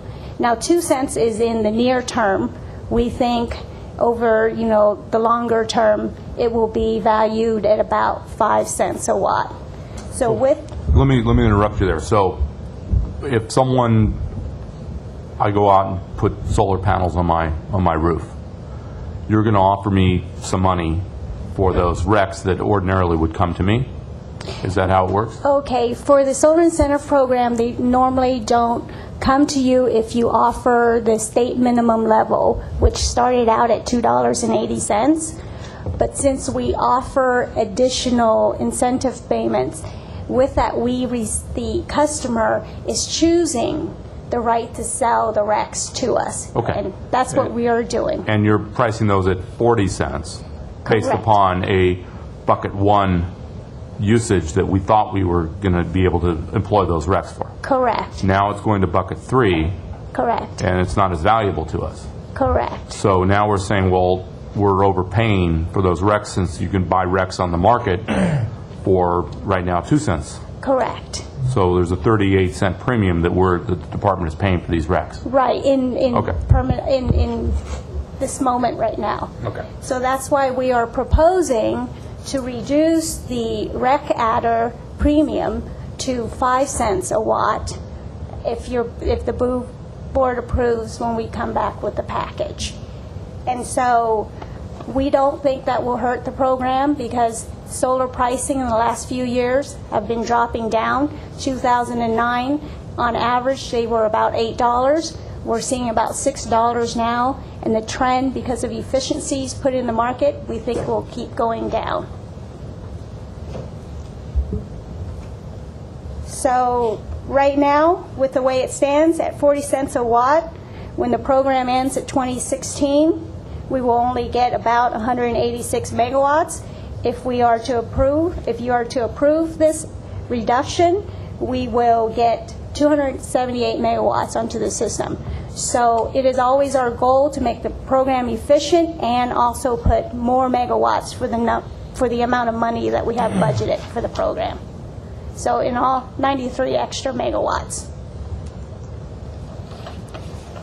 Here's just the blue line is what we're offering now, and once it's approved, it'll be at the purple line. Even though we propose to reduce direct amount that we pay, we are still 5 cents above other utilities.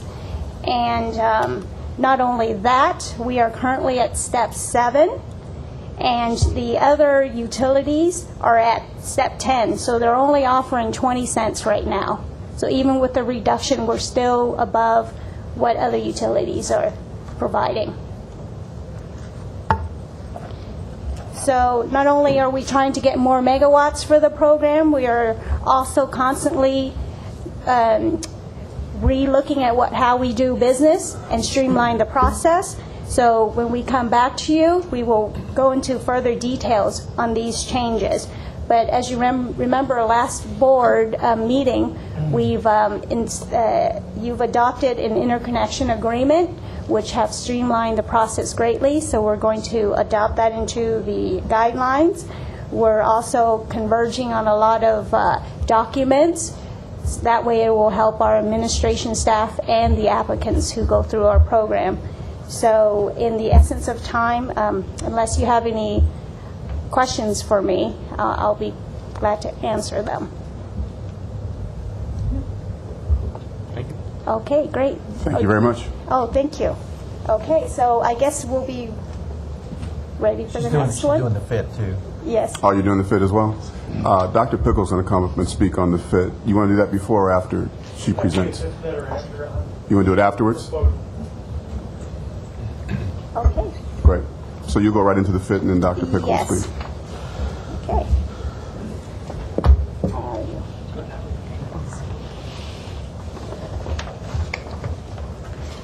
Okay, so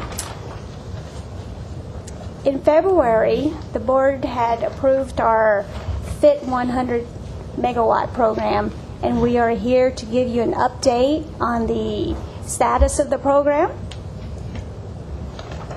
So we had offered the program, the first 20 megawatt allocation on February 1st. We were oversubscribed at 115 megawatts. We held a lottery to prioritize these projects because we are only going to sign contracts for 16 megawatts of the larger projects and 4 megawatts of the smaller projects. And we also had put a cap on the program where only 4 megawatts will be from the Owens Valley. And since the Owens Valley project tends to be ground-mounted systems, and it would cost additional money to bring that energy back into the city, the Owens Valley program started at 14 cents instead of 17 cents. And any projects not receiving contract from the first allocation will have to reapply for the second allocation that we want to offer in July. So the breakdown of all the applications we received, even though 150 megawatts seemed really large, a lot of that was from the Owens Valley, where it is cheaper to build. So 66 megawatts came from the Owens Valley, 5 came from the smaller in-basin projects, and 44 megawatts is from the larger installations in basin. We are only reserving, as I said, 16 megawatts of the large project and 4 megawatts of the smaller project. So of that, 38 projects represent the small in-basin, 20 projects represent the larger in-basin, and only 2 from the Owens Valley will make the cut because those projects were large megawatt. And those were determined based on the lottery? Yes. So, right, we prioritized it, went down till we reached our 20 megawatt goal for the first allocation. These projects were diversified as far as different categories. They were also well spread out within our service territories. And here's a nice picture of where all the applications came in for our metro service area. The sun are the projects that made the lottery. The question mark, they're waiting in case any of the projects with the sun falls out. And that's for the metro service area. And here is what you see in the valley service area that we have.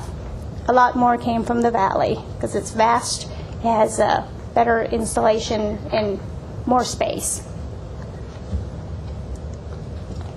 So right now we have these numbers here are a few weeks old, but over half of our interconnections studies have been done.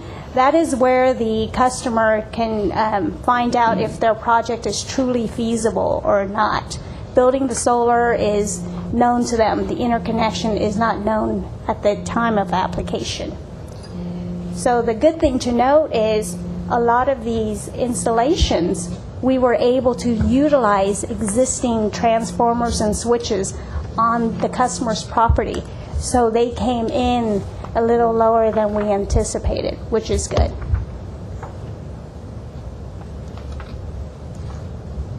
So right now, what we would like to do is offer our program, the second set of allocation on July 1st.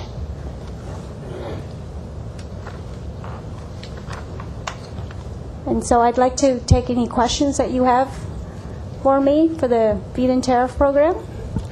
Commissioner Noonan or Moss? Well, I think that and I'm sure we'll hear Dr. Pickle on this in a minute, but the pricing, when we approved the program, we said go out, see what happens, come back to us, because we definitely want to reserve the right to adjust the pricing for the next tiers going forward. So we're dropping a penny on the in-basin stuff. The Owens stays the same at 14 cents? The Owens is done now. They've reached their capacity at 4 megawatts. No more Owens. Even though we have a lot more. Correct. There's a lot of available land and territory out there to build, but we really want the feed-in tariff program to be in basin, close to our load center. Okay. Well, we'll put that aside for a second, but I guess the question is, should we be adjusting the amount? No, I don't think we should adjust the amount, because as you noticed, that even though we received a lot of megawatts, only 44 megawatts were from the larger in-basin project. Typically, when I'm tracking other feed-in tariff programs, if the pricing is somewhat fair, you see about 4 times the amount that's available. What I'm really seeing here is only about twice the amount, and that's at 17 cents. Who knows what it will be at 16 cents. And so I'm tracking this based on the cost of solar on rooftops, because most of our projects will be smaller rooftops. Okay, thank you. Okay.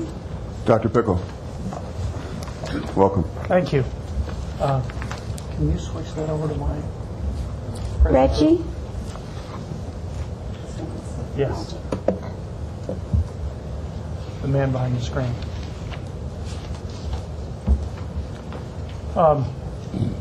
First, to start off, the state requires a FIT program, but it doesn't require pricing above renewable market prices. So that's my first comment on this program.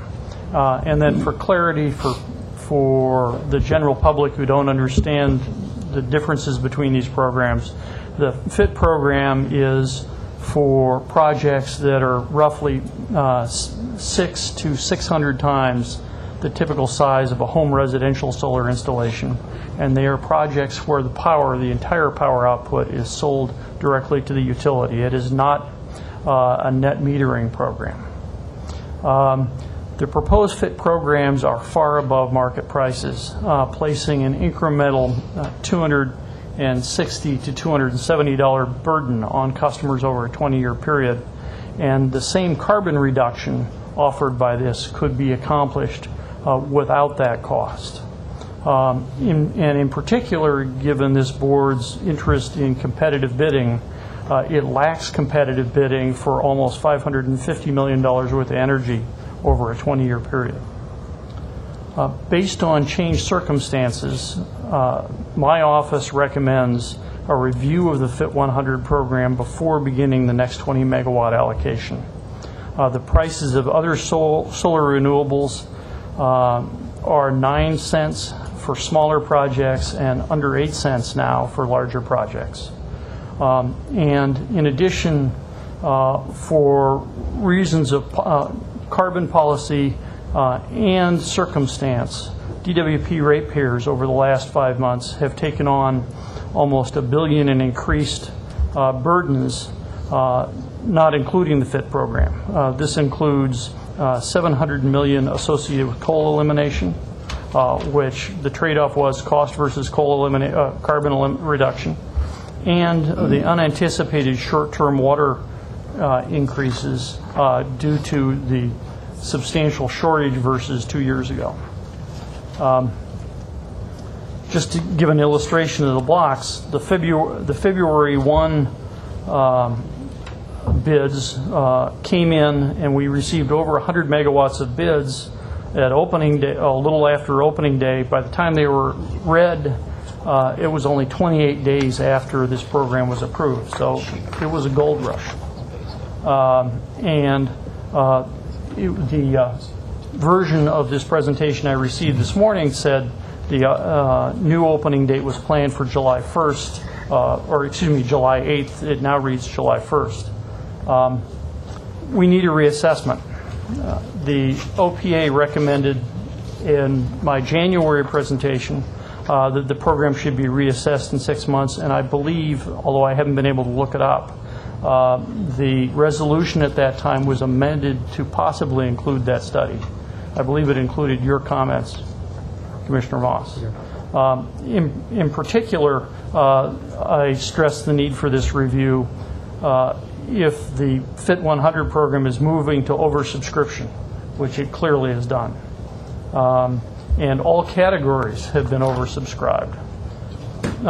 Comparable large solar pricing based on recent SCAPA and other market activities, large solar projects delivered to major transmission interconnections are now under 8 cents a kilowatt hour levelized. And the CPUC reports for the 2000 renewable auction mechanism, 2011, 2012, and this is project 1 megawatt to 20 megawatts in size. They do have categories. The results of those are included as attachments to your presentations. Those averaged under 9 cents a kilowatt hour from areas generally adjacent load centers, all inside the state of California. The CPUC has adopted the renewable market adjusting tariff as a substitute for use in its FIT program, and this FIT program indexes pricing for smaller FIT projects based on the results of the renewable auction mechanism, and it provides a standardized, an attempt to be statewide contract to support the REMAT auction transaction process. So it tries to reduce transaction costs for those seeking to build these projects. With renewable pricing reduced to 8 to 9 cents, the burden is ballooned for customers. That increases it. The first 20 megawatt allocation now has a burden for that allocation of between 68 and 61 million.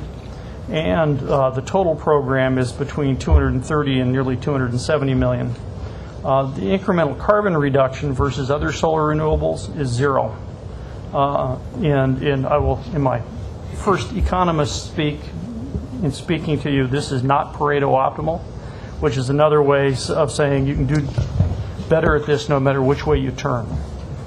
We could cut the cost by over $250 million via market pricing and buying additional large-scale solar and achieve the same carbon savings. Or, we, if we want to spend more to reduce carbon, we could do that and move the retirement of the IPP project, assuming it could be negotiated, ahead by a year.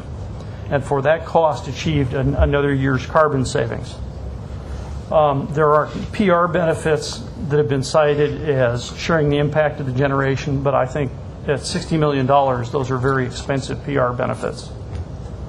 My recommendation, given the oversubscription and the changed circumstances, I request that the OPA and the DWP work together, including the CLA and CAO, to conduct a reassessment and report back to the DWP board and City Council within 75 days. This gives time for the neighborhood councils to also be involved. Until this reassessment is complete, the DWP board and management should suspend the planned second fit allocation and, subject to the opinion of the city attorney, without, so that no undue litigation risk is created, we should consider suspending the execution of any further contracts in the first 20 megawatt fit allocation. The study should consider, among other alternatives, having the DWP Fit 100 program mirror the pricing and contracting terms of the CPUC's statewide REMAP program to minimize the burdens on developers associated with multiple jurisdictions and differing programs. This is necessary because of the changed circumstances I've cited. Ratepayers are carrying a billion-dollar burden trying to achieve other goals, and in particular there's the unanticipated short-term water increase of about 250. So I believe it's important to consider the program alternatives, and I think we may well want to consider a program mirroring the CPUC program. So what we have before us are two presentations, right? Correct. This is not an action item. It's not an action item of the board. But just a couple of questions, and let's proceed with that in mind. There aren't actions required of the board today, but a question for you would be, why is a reassessment not necessary, and what impact to our current program would there be if we were to suspend and reassess and go forward? It would. I'm speaking to. Me, sorry. Yeah. No, I'm asking. Yeah. Right. Thank you. I think that if you create a boom and bust many breaks in the program, it will not be good for the program, because a lot of investors have come out from outside of the city to come in here to set up shop, to stimulate the economy. This is something that will lose their trust and investments that they would like to make for the city. And so it would be detrimental to the city. It's a feed-in tariff program. And I would like to point out, back before this program, we did have a competition piece, the demonstration program. And with that, we were willing to go up to 30 cents a kilowatt hour. However, I only received 7 megawatts. Why? Because they could sense that there wasn't a big enough commitment for them to come into the city to with local solar. Commissioner Noonan? Yeah, I have a couple questions. Dr. Pickle, your premise is that the state requires a FIT program, but it doesn't require pricing above renewable market prices. So let's, just for purposes of discussion, stipulate that the REMAT price that the CPUC is proposing, that would essentially be a renewable market price? Yes, it comes close, and right. it's out of a market what happens, 3 or 4 times larger than ours. Okay. What happens if we throw the party at that pricing, as you're suggesting, and no one comes? What is the burden to the city if we're not fulfilling our FIT requirement? I mean, I assume that the state is not interested in us just offering a program, but they actually are mandating that we have a certain amount of generation through FIT. Isn't that not the case? As I understand the mandate, subject to check with city attorney, it's that we offer a program. And certainly it is a CPUC program that is accepted. It's been in place. It's been reviewed at the CPUC over a multi-year period. There were just a set of contracting changes to make the contracting process simpler. So certainly we would be falling in line with other components of the state mandate. And what we're avoiding is the additional cost incurred with this existing program. Yeah, I mean, I think what your recommendation, the downside to your recommendation is, yeah, we lower the price, we protect the ratepayers in your analysis, but we don't actually get people to install PV on rooftops and on parking lots, and we don't really have a true FIT, active, utilized FIT program. We just have a program on paper. One, my primary goals are least cost to customers, assuming we meet carbon reduction. So if the program doesn't work very well and we don't get substantial megawatts out of this program, we can acquire those more cheaply and reduce carbon emissions other ways without having the higher expense. Right. If I may add, because I've been following the feed-in tariff program for many, many years now with the German delegation and also what's happening. So basically, SB 32 was a mandate that was there without a deadline. It just says that you have to offer the program. And other utilities have offered the program at a rate where installations weren't happening. So therefore, in recent time, they came out with another piece of legislation, SB 1332. Now it's the same thing, but they've put in another clause, July 1st, 2013, all utilities shall have a program in place. So what we're seeing is, if they don't see progress, legislation will come out with more and more legislation to encourage the actual installation of solar within the basin. So that's just the gist of it. So of course we want the lowest pricing, but we have to realize we want megawatts installed, especially by 2016 when the investment tax credit runs out. There's a possibility of extensions, but we don't know.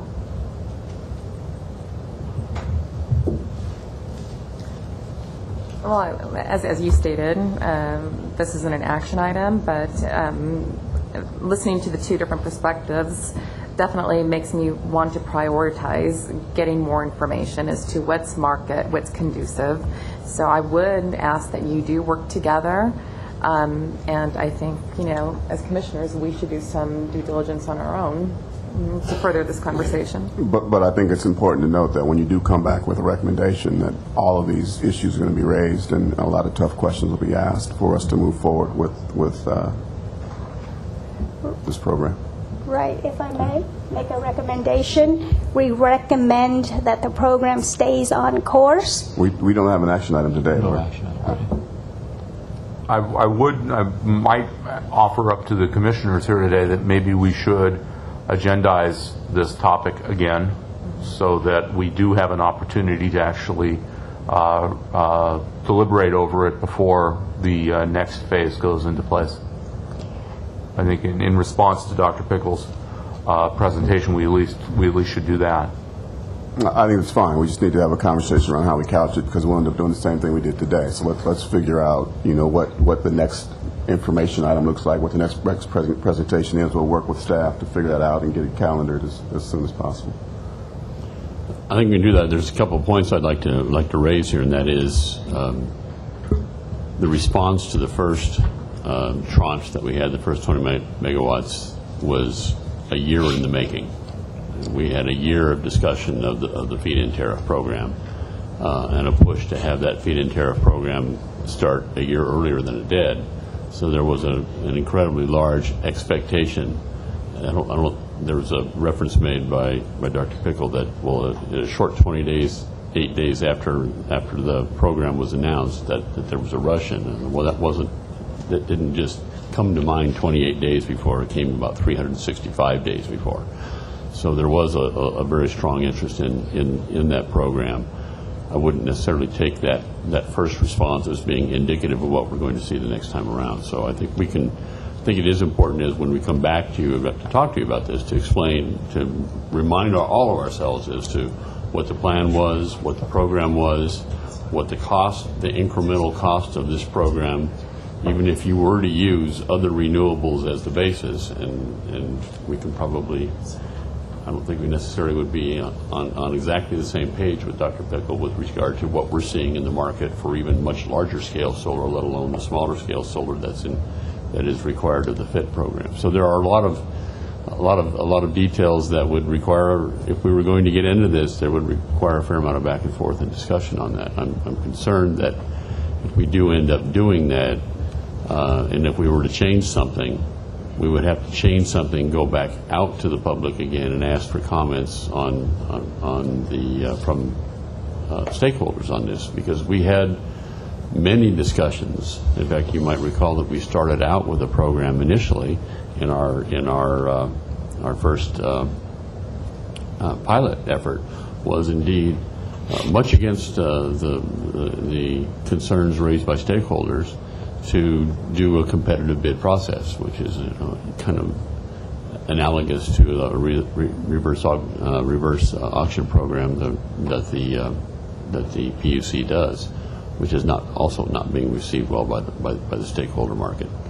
So these matters haven't been discussed before the board in the past. We presented these different approaches, the pros and the cons in the past, and some of the things that Dr. Pickle has raised. We can bring it back forward before you again. It almost certainly means that we end up not being able to go forward with anything in July. Because we would end up, I think, having to go back out and discuss this in all fairness to the stakeholder market to do that.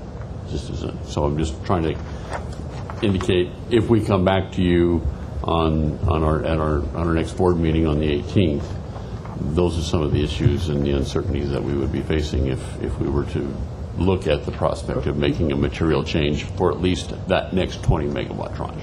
Maybe at a minimum, and this would satisfy this commissioner and maybe the others, but a rebuttal from the department of what Dr. Pickle has raised in his presentation and why those recommendations don't make sense for the program we have in place and what we've established going forward. So at least we respond to what Dr. Pickle has raised today and has satisfied the commission, this commissioner, and I'm not sure the others, of what he's raised today and why they aren't good ideas for what we're going forward. Does that make sense to you? Yeah, I mean, I don't feel that I can just, having just received the presentation, that I have the ability to digest it. I have some thoughts and, maybe even some suggestions, but I think it would be premature for me to pop off on them at this point. And to get the information out far enough advance of the meeting so that we can have, time to digest and perhaps ask individual questions and digest it before the meeting. So when we get to the meeting, it's a productive conversation. Yeah, and even have some offline conversations with Dr. Pickle. Correct. Clarify some things. Right.